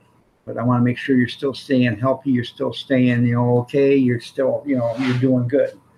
I said, all right. She says, she told me, she said, basically, you went through a lot in the last 4 years. And, when you get sick, it takes a long time to recover from it because you are basically still recovering from everything else that's happened to you. And it's just another thing on top of your plate. And she says, but I cannot believe how good you are doing. So I thought I was doing great too. She says, we have a lot of people come in and there's, none of them, we've never seen any of them do as good as you're doing on what you've had done so far. So I thought that was pretty encouraging.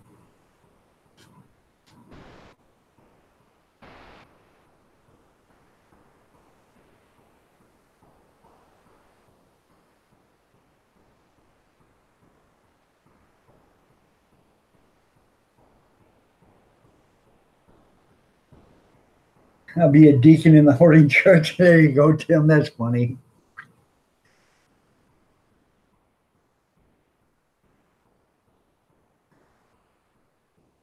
Oh, yeah. Lee loves Livy. How you doing? You're looking lovely as ever.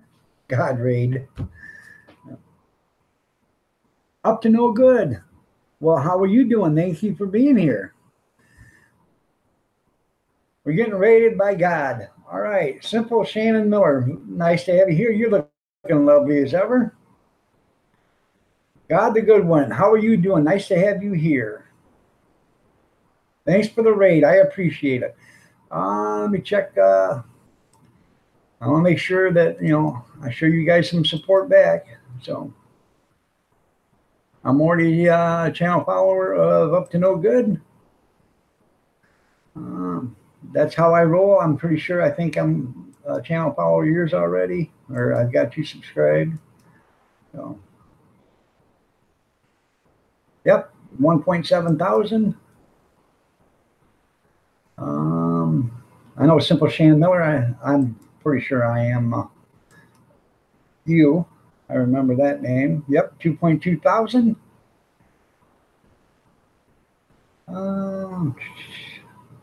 All right, there. Alabama hit 4,000. Michelle Elmo. Okay, let's check out your channel.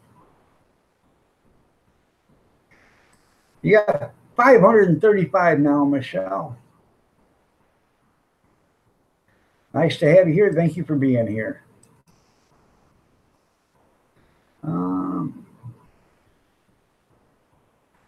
That's good. I appreciate that.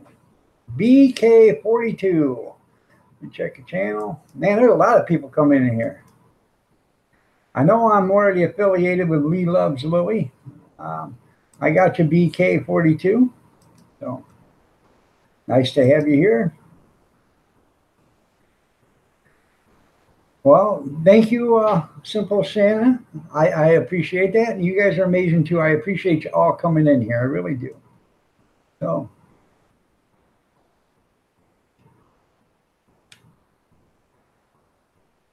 Bama Grits is at 493. So if you guys want to show Bama Grits some channel love, I'm sure she'd appreciate it.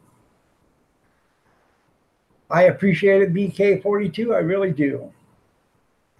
Tim's World's close to cracking 900. That's good, Tim. And Googler's at 200. So, or about 200. Want to make sure I got everybody. Um, I believe I did. Oh, we got a little flyer around here someplace bugging me.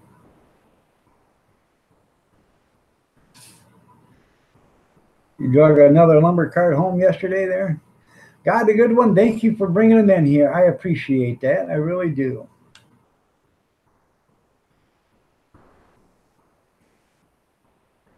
One of these days, we're going to have to do a raid too.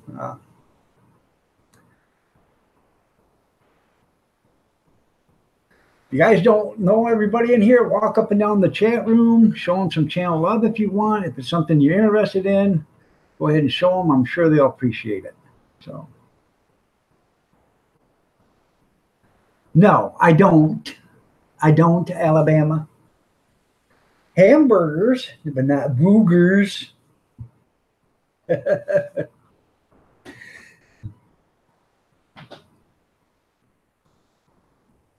I found out they weren't fat free there, Alabama. So, all right, there, Googler. You have yourself a great day. Let us know tomorrow on how her month exam went. I'm sure she's going to be excited. So.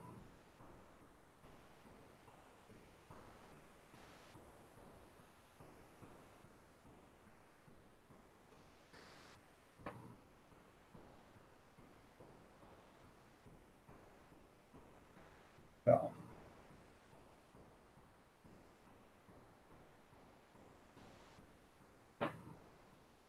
Like I said, I appreciate God the Good One for you bringing in all your channel followers. I appreciate it.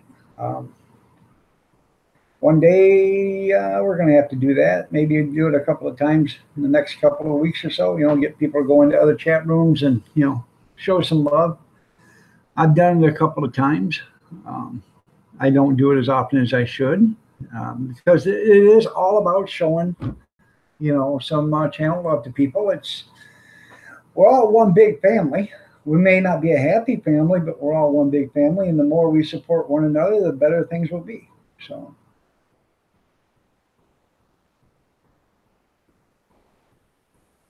And I know you can't watch every video. You can't watch every channel that's on your channel's followers, but you can help some of the channels out. And that's by just going in at night, you know, opening up 5 or 6 tabs, running some channels, let them run.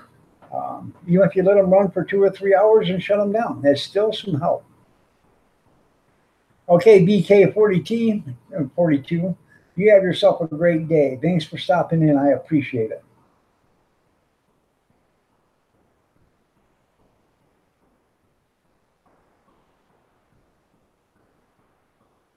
They do, Junkyard.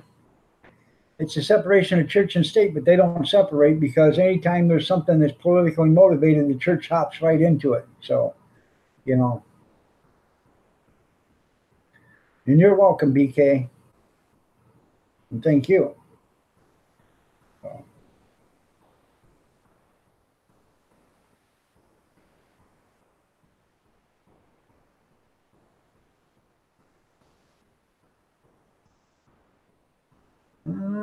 Let's see.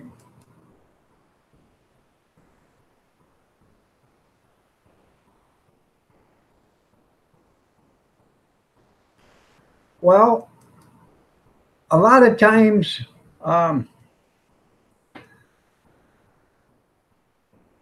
when you know, like abortion or a lot of the churches, they didn't want Trump as president. They wanted Hillary Clinton for some ungodly reason I don't understand, but they wanted Hillary Clinton. And a lot of churches, they were out there telling, you know, asking their members to support Hillary. And so it's not always the case, but it does happen. So.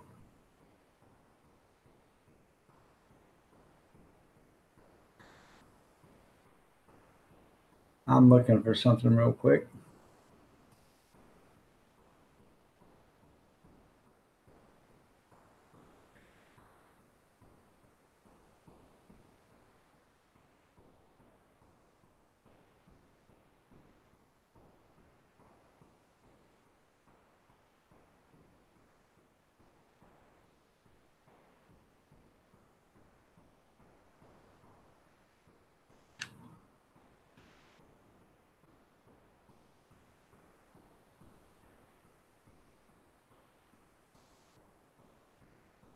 Okay.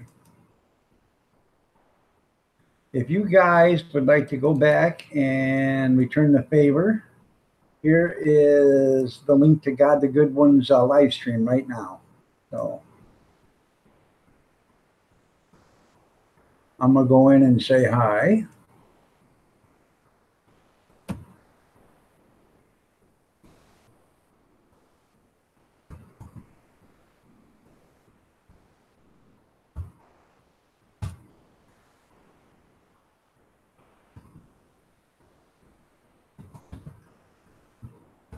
There we go.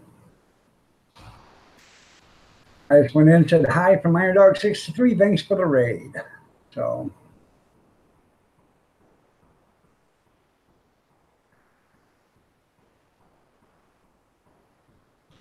if you guys want to go in there and, raid them and give them some channel love, be my guest. So,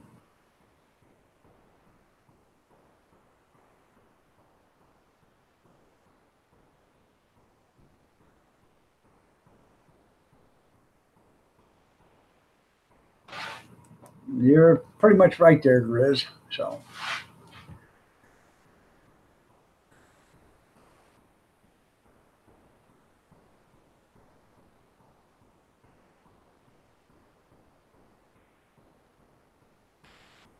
well, he's off already. Well, caught him at the end, I guess, but it's okay. Next time he's on, I'll go in and say hi to him. Yep. Too many people being sheep.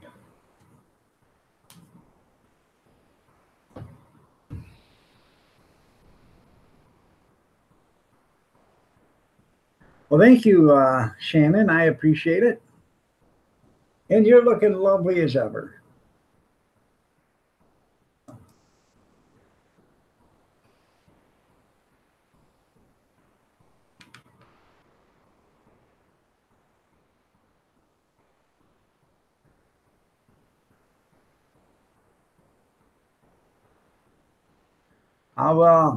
It's been a while since you've been here, but how are you doing? Because I knew you were sick there for a while, Shannon. So.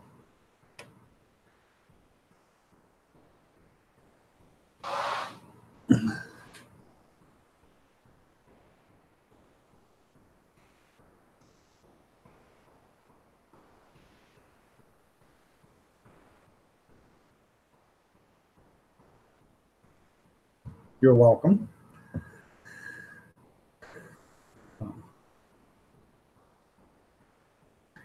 Think I'm gonna make the wife a ham and cheese omelet today. She don't a ham and cheese 2-egg omelet instead of a 3-egg omelet today. And I'll put some jalapenos and some tomatoes. Huh? Oh, you'll like it. Well, that's good, Shannon. Hopefully everything works out the best for you. Well,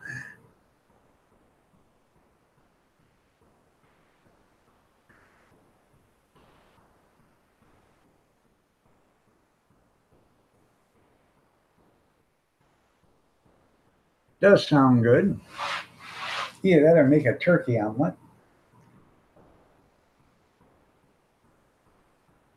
You tough bird. That's good. Rocky Brook. Good morning. Nice to have you here, Rocky Brook.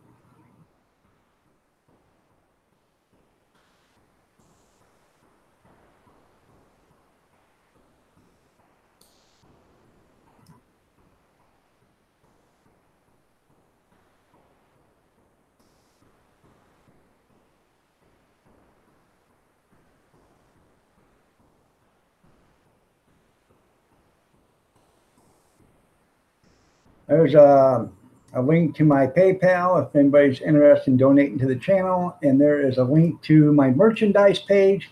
Go in and check my merchandise page out. I don't make any money off them. Everything's damn near at cost. And any money that is made goes to charity. So.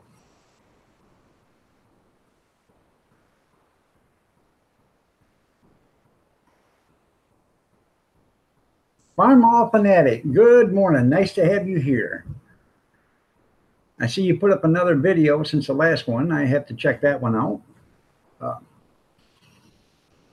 I like Farmalls. I like John Deere. I like them all. I went to, when I was in Votech, I took 2 years of ag power where I worked on uh, all sorts of tractors, all different kinds of tractors. I worked on a D6 Caterpillar with a 3-cylinder pony motor on it. That was pretty cool. This was thing back in the 50s or 60s. I had to put new steering clutches in it, repack the hydraulic cylinders. I did a lot of work. It took me a year and a half to rebuild that, going to school, 2.5 hours every day. But the guy that I done it for owned an apple orchard, and man, was he ever so happy when it was done. He said, I couldn't believe, and it only cost him back then, I think about $4,000 to completely rebuild. Well, I didn't rebuild the engine, but we redone all the steering splines, the clutches, repacked the cylinders. I got the pony motor running, which then I could get the diesel engine running, and did a bunch of work to it. Rebuilt some valve bodies on it. So he saved a lot of money.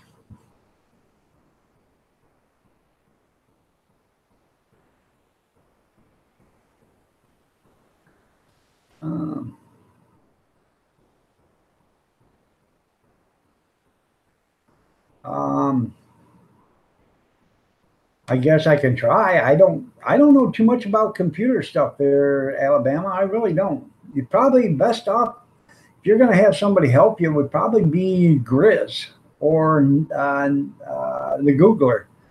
But I can help you as much as I can. Um, I'll try. I said I don't. I'm not very. I'm not.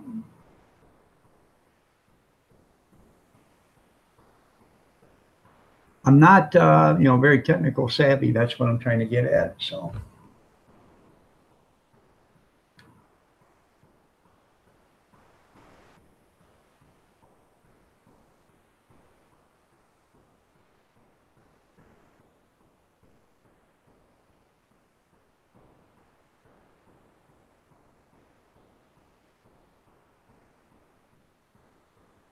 you had to move to town because of health reasons, Rocky?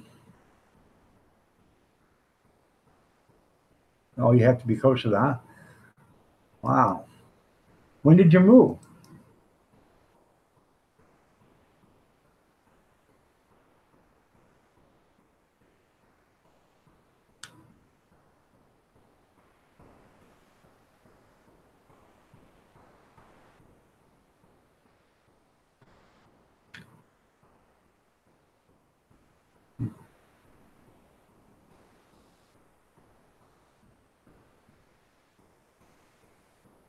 A week ago?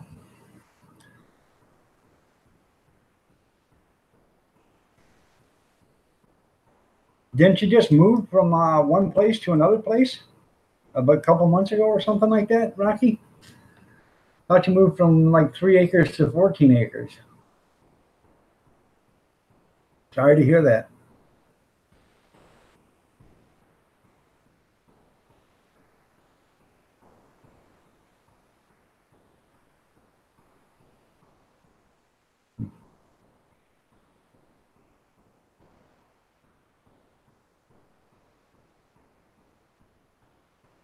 There's nothing wrong with following Jesus, Tim.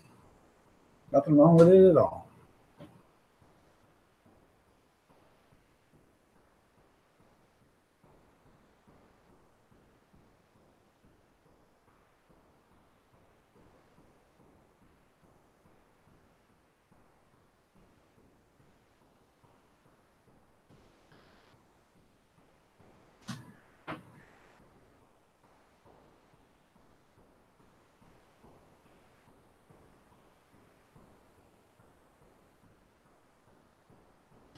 Well,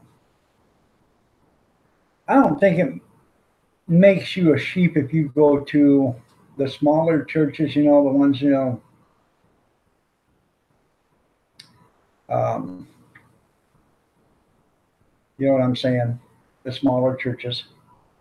But when these people go to these mega churches with 30,000 people in attendance, and they go there and they give everything they give every week, now those are the ones that are sheep.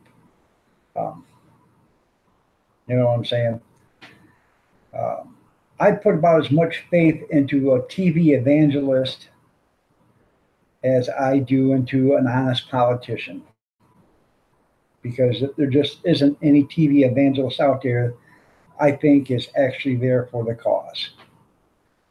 Kenneth Copeland and what's the other one right now, the younger one or whatever, they did an interview, and another guy, it was Kenneth Copeland and another guy, and they both are TV evangelists, and they were talking about buying them a new plane because they didn't want to be caught in a round cylindrical metal tube with a bunch of nasty people in it.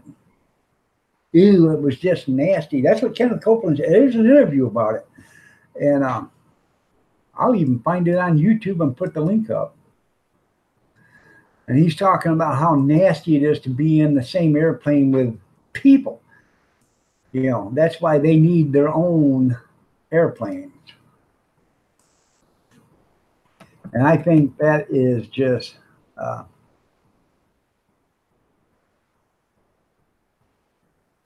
wrong. You know, I don't think, here we go. Let me see.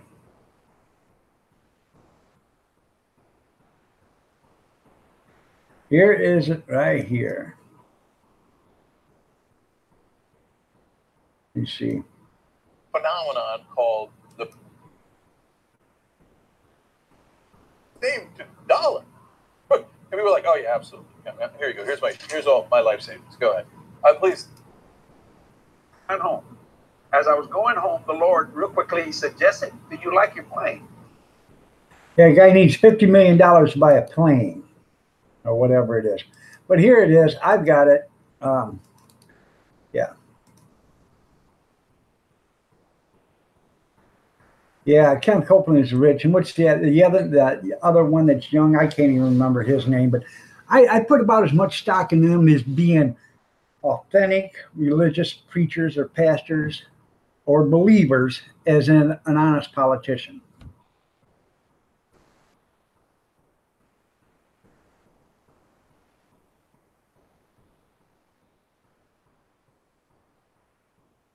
All right, Jeff Hughes. So, how are you doing, Jeff Hughes? Nice to have you here. Joel Osteen, that's right.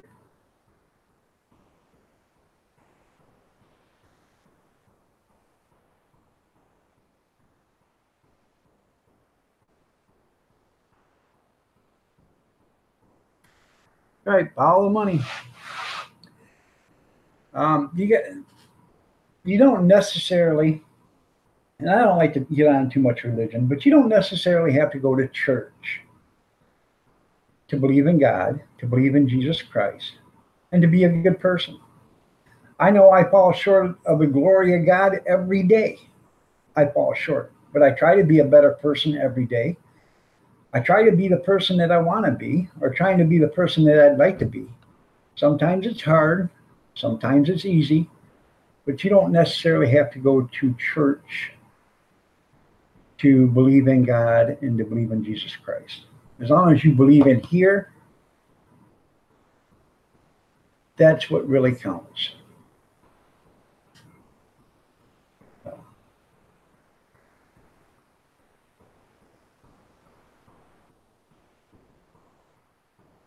And I have no problem with it. I have nothing against people that go to church. I really don't. I don't go. I don't want to touch on religion too much. I don't go to church. Maybe I should, but I still believe. I still say prayers at night because you never can tell. You might not wake up in the morning. And I ask all the time for forgiveness for whatever I've done during the day that I might have done bad. And I've been saved, so. Oh no, you're not. Nobody's stirring the pot. I'm just saying, you know. But it's just, like I said, you know, everybody has their own way of thinking. Church. Like I said, I don't take too much stock into the bigger churches, the mega churches, the ones that are on TV where the preacher, the pastor, is making millions and millions and millions of dollars a year to preach. Lives in a $20-30 million mansion, has a $50 million jet, 10 or 15 limousines at his disposal at all times, 100-acre spread or whatever. Really? If you were into your religious beliefs that great, you'd be living in a modest little apartment house, driving a Prius, and giving every nickel that is given to you to do other causes with. And they don't. So.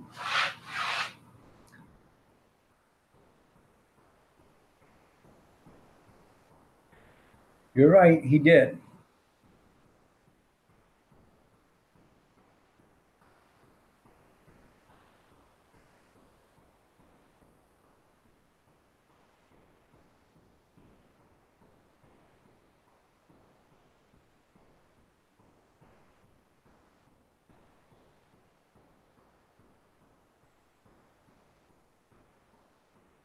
Right?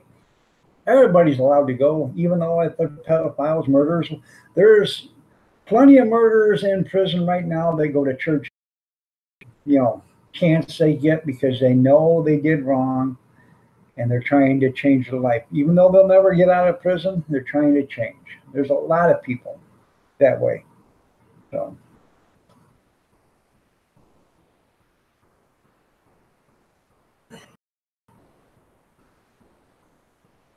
That's right. You're right, Bama.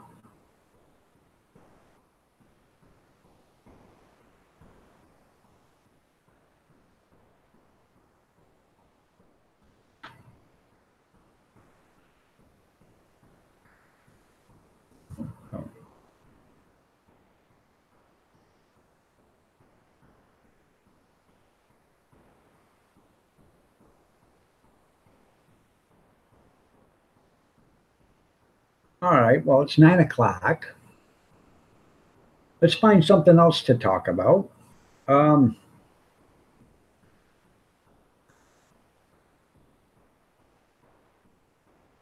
Anybody got something they'd like to discuss? How about them Wolverines? Oh, college football? Well,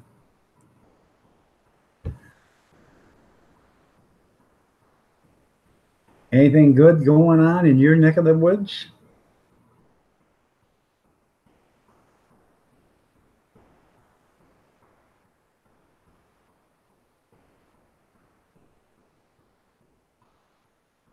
You're probably right there, Grizz.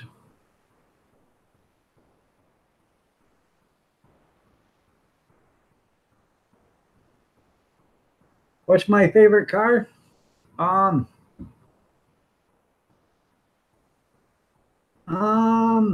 Probably a 69 GTO. Had one with a 396 small or a big black Chevy in it. 4-speed Muncie Rock Crusher transmission, had 411 rear end in it, and the thing dynoed out at 651 horse, and this thing was an absolute monster. It was a ticket getter from the word go. Had a 77 Nova, had a 73 Chevy Camaro. I've had a bunch of cars, but my favorite's probably the GTO.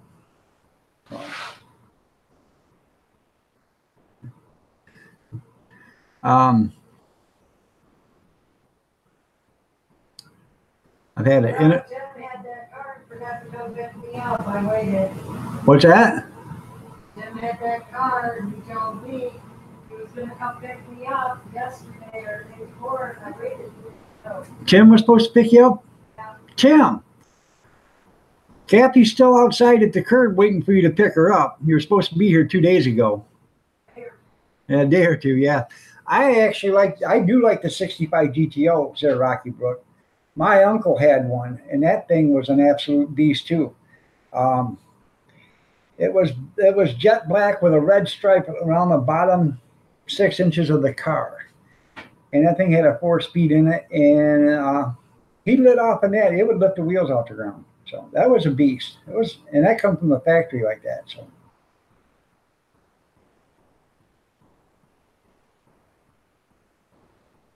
That's right. And then did you like that junkyard? And now it just makes you want to send them some more money, doesn't it? Yeah. I believe them, like I said, I don't want to touch on it too much, but I believe them TV evangelists like I believe in honest politicians. There is none. So, all they are is money grubbers, and that's what they are from the word go. They can pat you on the back, tell you God bless and everything else while they're reaching in your back wallet to pull out every nickel they can get from you. So. Meow, meow, meow. Well. What's your favorite car, honey? Her Ford Edge. No. I had a 63 or 64 Mustang. That was a pretty nice car. I bought that car for $50 at a tow yard. I bought it for the tow bill. Needed an engine rebuild. Had the engine rebuilt in it while I was at the tow yard. They rebuilt it for me. They did everything for it. I bought this car and everything in and out the door with everything included. $400. I brought it home. I bought it in Monroe. I drove it home, which is like 45 miles away. First thing I did is I backed her up in the yard right in front of the house and put a for sale sign on it and got $1,500 for it the next day. I don't know, we shouldn't have never did that, but hey, that was good money back then. Made $1,100 profit the next day. So yeah. It was a nice Mustang. The interior was perfect in it. So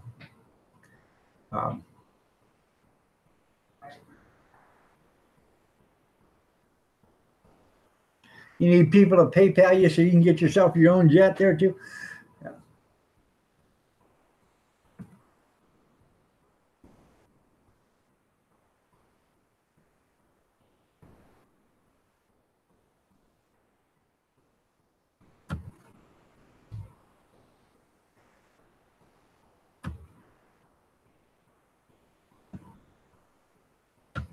I remember my mother sending money to Jimmy Swagger. Money to who? Oh, Jimmy Swagger. Her mom used to send money to Jimmy Swagger. Yeah. Yeah. So, yeah, he didn't send nothing to her and never even sent her a thank you. Yeah. Well, if you guys got a little extra coinage and you want to send it to Kenneth Copeland for his jet airplane or whatever, you can send it to Iron Dog because Iron Dog needs a new 4x4 F550 diesel pickup truck, a crew cab. So you can send it right to me and we'll put that in the old PayPal account and buy it out. So yeah, I'm sure I'm going to get it. So I like the old Chevelles too. Grizz is passing around the old offering plate for beer money. So, yeah. So, you know, as long as the preachers can ask for an airplane, I guess we can ask for everything else. But, that's good for the goose. It's good for the gander. There ain't no corrupt preachers in your church. That's right. But anyways, you know, I don't quite understand, you know, that deal. But I had a 77 Nova, and this thing was built for the Coast Guard, and they used to cruise the harbors in Chicago. Okay, this thing on the dash still had the screw mounts where they had the little red light screwed into the dash. They didn't have it on top, but they had it right in the dash, right at the windshield. still had the screws for it, holes in it and the mount. This thing was designed to chase drug runners. It was quite possibly one of the fastest cars I ever had. In first gear, this thing, it was a 3-speed. And in first gear, this thing would lift the tires off the ground. Second gear, it would burn the tires off the ground. And in third gear, you could actually put her sideways in the road. That's how fast this car was. It was an absolute beast. And that's what they designed it for and had it built for, was chasing drug runners. I bought it from a guy that bought it out of a military auction. And it was pretty cool. It was a fast car, man. It was one of the fastest cars I ever owned. There you go. That's pretty cool there, Tim. Prayers and good health to you, Rocky Brook. Steve, I'm back in black. So.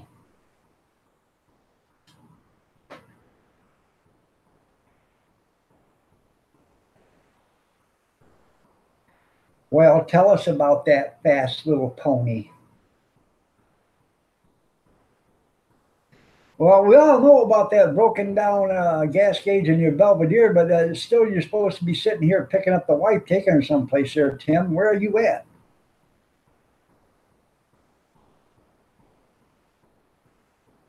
You call him an elder Steve? So, I had a bicycle like that. Yes, I did.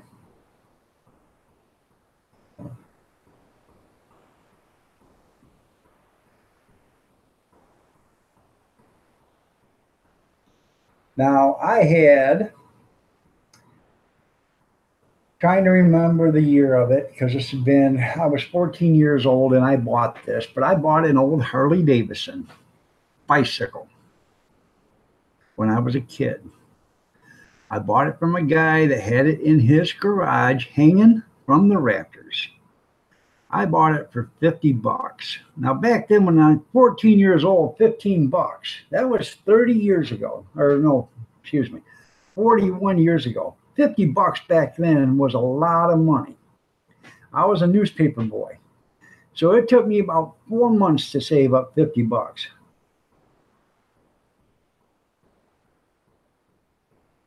Okay, there, Big Steve. She wants lamb for dinner? Yeah. I don't know if she wants lamb. I got ground lamb in the refrigerator, freezer, and she said she ain't gonna eat it. But I'm gonna make some chili with it this weekend, I think. I have some spiced up beef.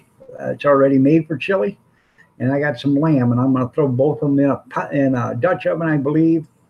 I'm gonna try to do it this weekend too, and do a video of it. So, but now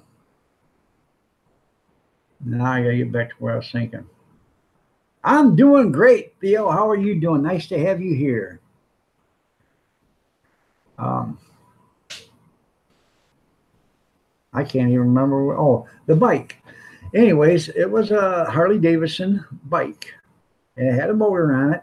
It was belt driven. It had a 20-inch pulley or whatever you want to say on the back, on the side of the rim, along with a belt. Yeah. Well, anyways, I got this. I saved up the money. Every week I'd give this, whatever I had, I'd give them so much money I had, because I only made a few bucks a week or whatever doing the newspaper route. But I saved up every nickel I could, and I bought that motorcycle or bicycle, whatever you want to say. And when I bought it, I gave him the money for it. And before I bought it, he got it down. He tuned it up, got it running. I mean, this thing would run the very first kick. It would start right up. He put a fresh tank of gas in it, checked the oil and everything. He had this thing running great. I got it. I drove this thing around, our little village, and I thought, wow, this is great.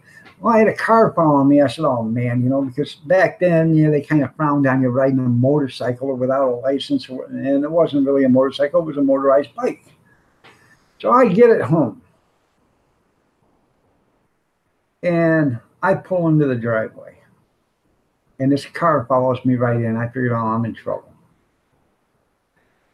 The guy gets out, and my dad's standing there, and he says, "Can I help you?" He said, "Yeah, I was wondering about that bike."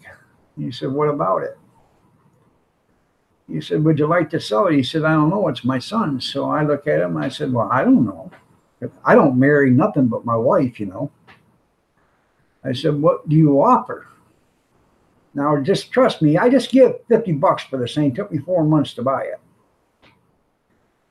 He said, "Would you take $400 cash right now for it?" Cha-ching, cha-ching, cha-ching. Let's see. I get 50 for it. I'm going to make $350, and the only thing I did is ride around for a couple hours.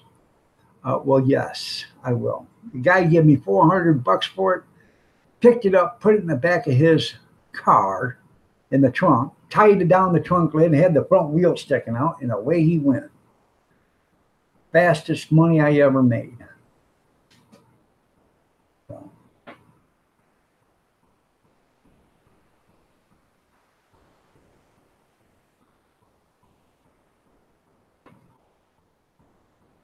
that's pretty cool there, Rocky Brook. So,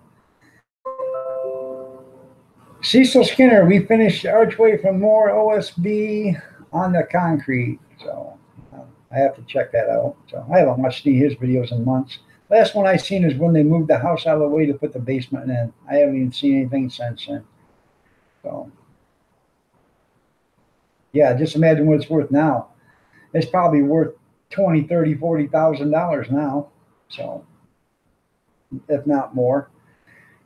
This guy, even when I got it, this bike was dull. He even polished it up, got the paint to shine on it and all. Didn't mess up this thing. Didn't have the stickers were on it. Didn't mess them up or nothing. This thing looked almost like brand new. So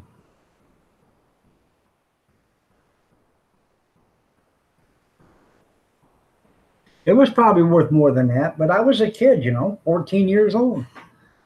14 years old, you know what you could buy 41 years ago with $400? A car, a good running car. Bought a 1951 four-door Plymouth with a straight 6.3 on the tree. 12,000 miles on it. That's what you could buy for $400. So. And you know what you can get for that car after you cleaned the dull paint up and you waxed it and buffed it and washed it and swept it out? $1,200. I'm not stupid. I made money. So that 1951 Plymouth didn't have a speck of rust on it. Didn't have a rust spot. The only thing was on it, it was a green paint and it was dull. Took it home, washed it, waxed it, buffed it as best I could, and that thing shined. Scrubbed the windows, got them nice and clean, went in, vacuumed out the upholstery, made it smell pretty in there, and put her out and got $1,200 for it. It wasn't for sale probably, I don't know, a week, and sold it. This is before, I was only like 15 years old when I got that. I sold the thing, that motorcycle, and I bought the car within a couple of weeks. So I bought it from Perry Handy. So it was his dad's car. His dad was 95 years old. So.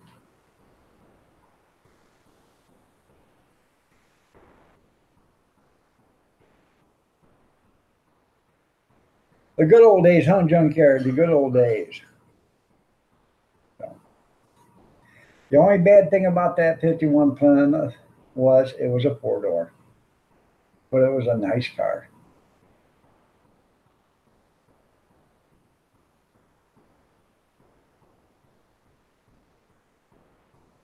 You got a 38 Plymouth two-door?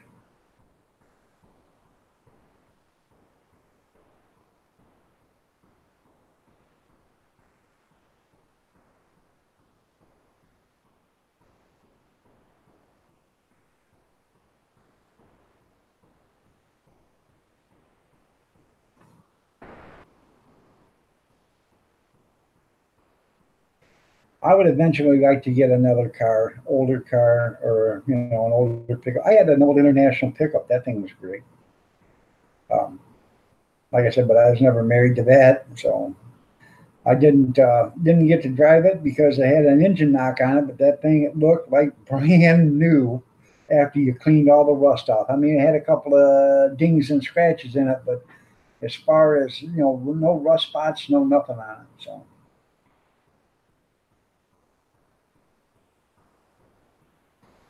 Well, I wouldn't mind having an older car. I had a '55 Ford Fairlane.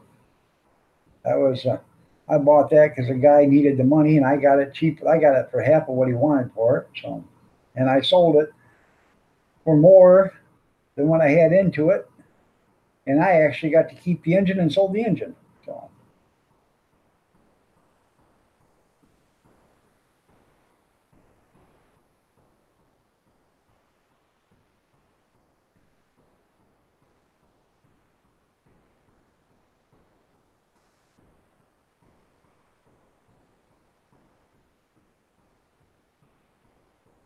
My brother bought a '64. My oldest brother bought a '64 Chevy pickup with a 283 in it, 3 on the tree. You have $49 for it because it was full of junk in the back, garbage.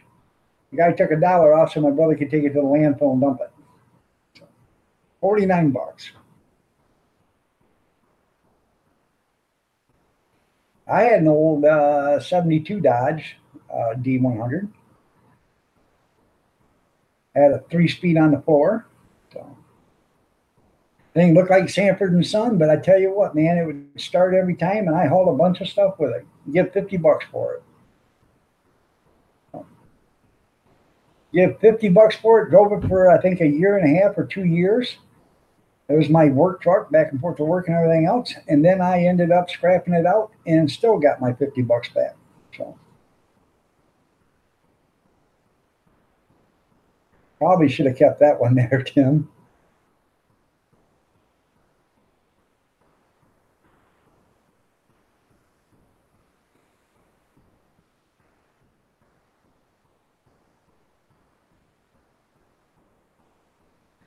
There you go. That sounds like that was a nice one there, Junkyard.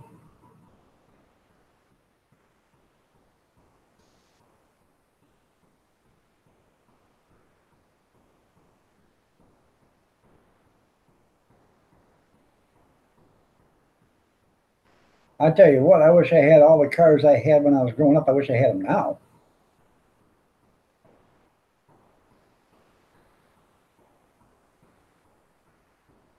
I had two '68 Pontiac Bonnevilles. I had a '68 Pontiac Bonneville. I had a '66 Pontiac Tempest, a '77 Nova, a '74 Chevy Camaro, a '78 Chevette, a '73 Vega, a '69 GTO, 69 and a half GTO, and a '70 GTO.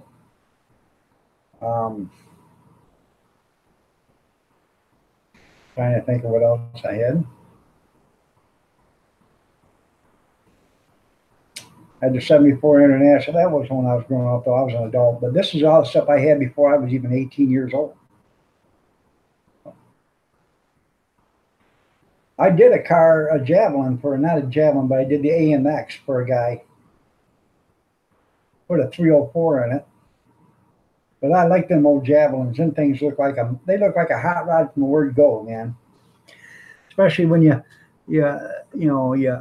put a few spring shackles in the back, lift it up a little bit, and put some 60s or 50s on the back and some 90s on the front. Well, that's what I had on my '77. I had 90s on the front and I had 50s on the back. And that thing just looked like a hot rod running down the street.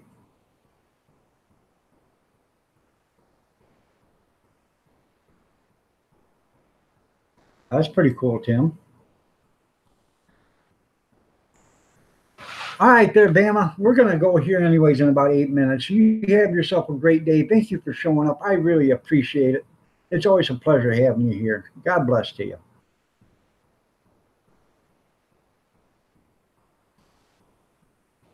So. I always liked them, the Javelins, man. I always thought they were. I always wanted to buy one, but I could never find one because they absolutely look like a hot rod, even from the get-go. I mean, just looking at the body style, it looked like that thing could cut right through the air. So, and then by the time you put a pair of 50s or 60s on it, with some, put a lift kit in the back, a little spring shackle, and maybe some air shocks or an airbag or whatever, and then you put some 90s on the front. That thing just looked like a race car. So.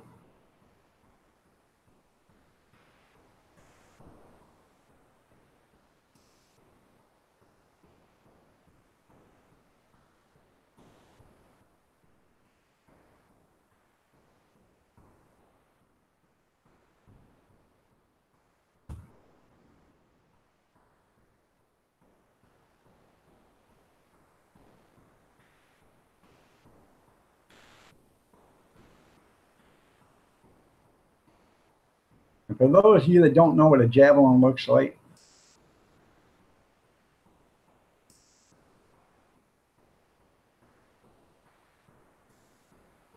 isn't that sweet?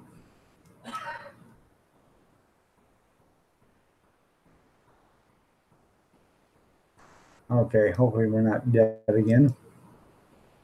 Oh. But that's what a Javelin looks like.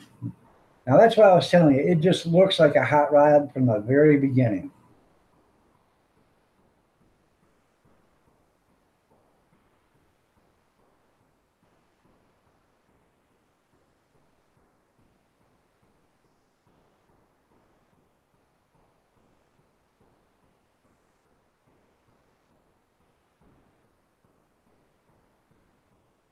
I've always liked them.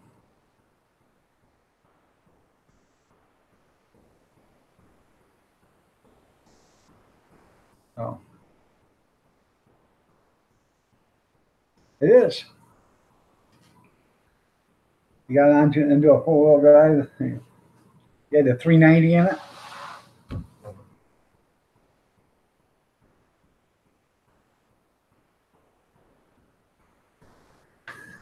I tell you what, they were a cool car. That's why I like the 65 and 64 GTOs were cool, but that's why I like the 69, 70, and 70, or 69 and a half, 69, 69 and a half, and the 70 GTOs is because they look like a hot rod too, and they were a hot rod. I mean, because they were rounded off in the back, they looked like the Chevelle, but they weren't the Chevelle, and the Chevelle had nothing on a GTO. So. And most of them come with a 400 4-speed, 400 Pontiac engine in it with a 400 turbo transmission. So. Yes, I do know DeLorean was on the GTO design team. I know that DeLorean had a problem, and there's a couple of DeLoreans that are in town. So.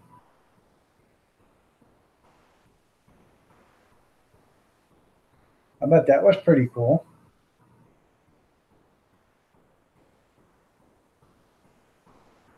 Swivel the seat so you can just step right out instead of having to swing out.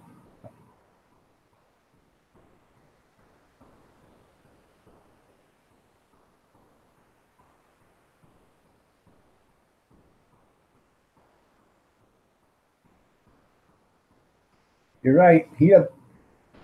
Well, the DeLorean was a nice looking car, but it was junk. 83 or 88 mile an hour top end on it. Are you kidding me? For something that looks like it's supposed to be a hot rod? I had an International 4-wheel drive, 2-door, 3/4 ton pickup. They had the 390 in it. Yes. Henry Ford owned a lot of stuff. Henry Ford was from this area. Yeah, we got the Henry Ford Museum up in Detroit, or not Detroit, but in Greenfield Village or whatever that is up there. But where we used to live, The factory behind our house, it was just a small, it's called Burdock and Sons now Associates, but they make windows and stuff there, you know. But the factory is just about maybe 3,500 or 4,000 square feet. And that's where one of Henry Ford used to make cars there when he was in the early stages, before he started to get into the factory, you know, the assembly and stuff. But they made a few cars there, probably 25 or 30.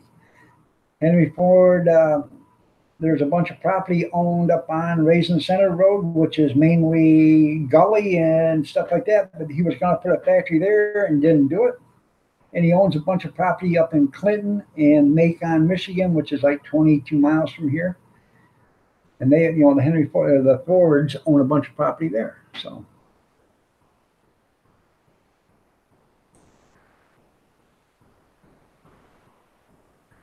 They did look cool, but they were slugs. They didn't go nowhere. They didn't have any speed. You couldn't get away from a bank robbery if you wanted to.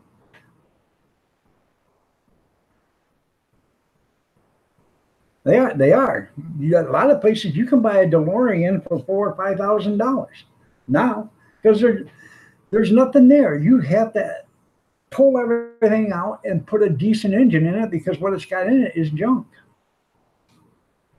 Roll Tide, Gay, Alabama. You have a pink Barbie. Yeah, well, I'm glad you got a pink Barbie there, Jeep.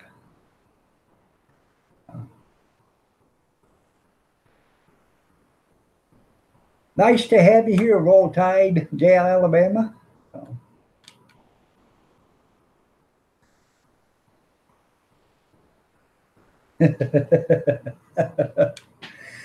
Oh, God. So, anyways, it is 9:29. Me, I got to get out of here. So,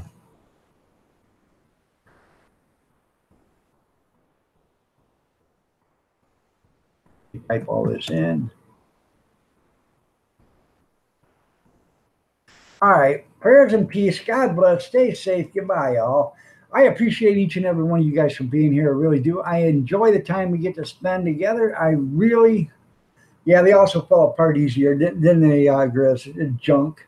Especially if you opened up the doors, you know. They didn't have enough bracing and stuff. The doors would come loose and all that other stuff. But y'all have a great day. God bless to each and every one of you. I appreciate y'all for being here. I love spending time with you. I really do. It's something that we've never even met in person, but we can still get along and talk and have fun. I think it's great. Y'all have a great day, and we will see you tonight at 8 o'clock. I have a Thursday night chat. If you want to stop by and talk to me, that'll be wonderful. We'll see you tonight at 8 o'clock. If not, I'll be back here tomorrow at 6:30 a.m. Eastern Standard Time. So y'all have a great day, and we'll talk to you later. Goodbye.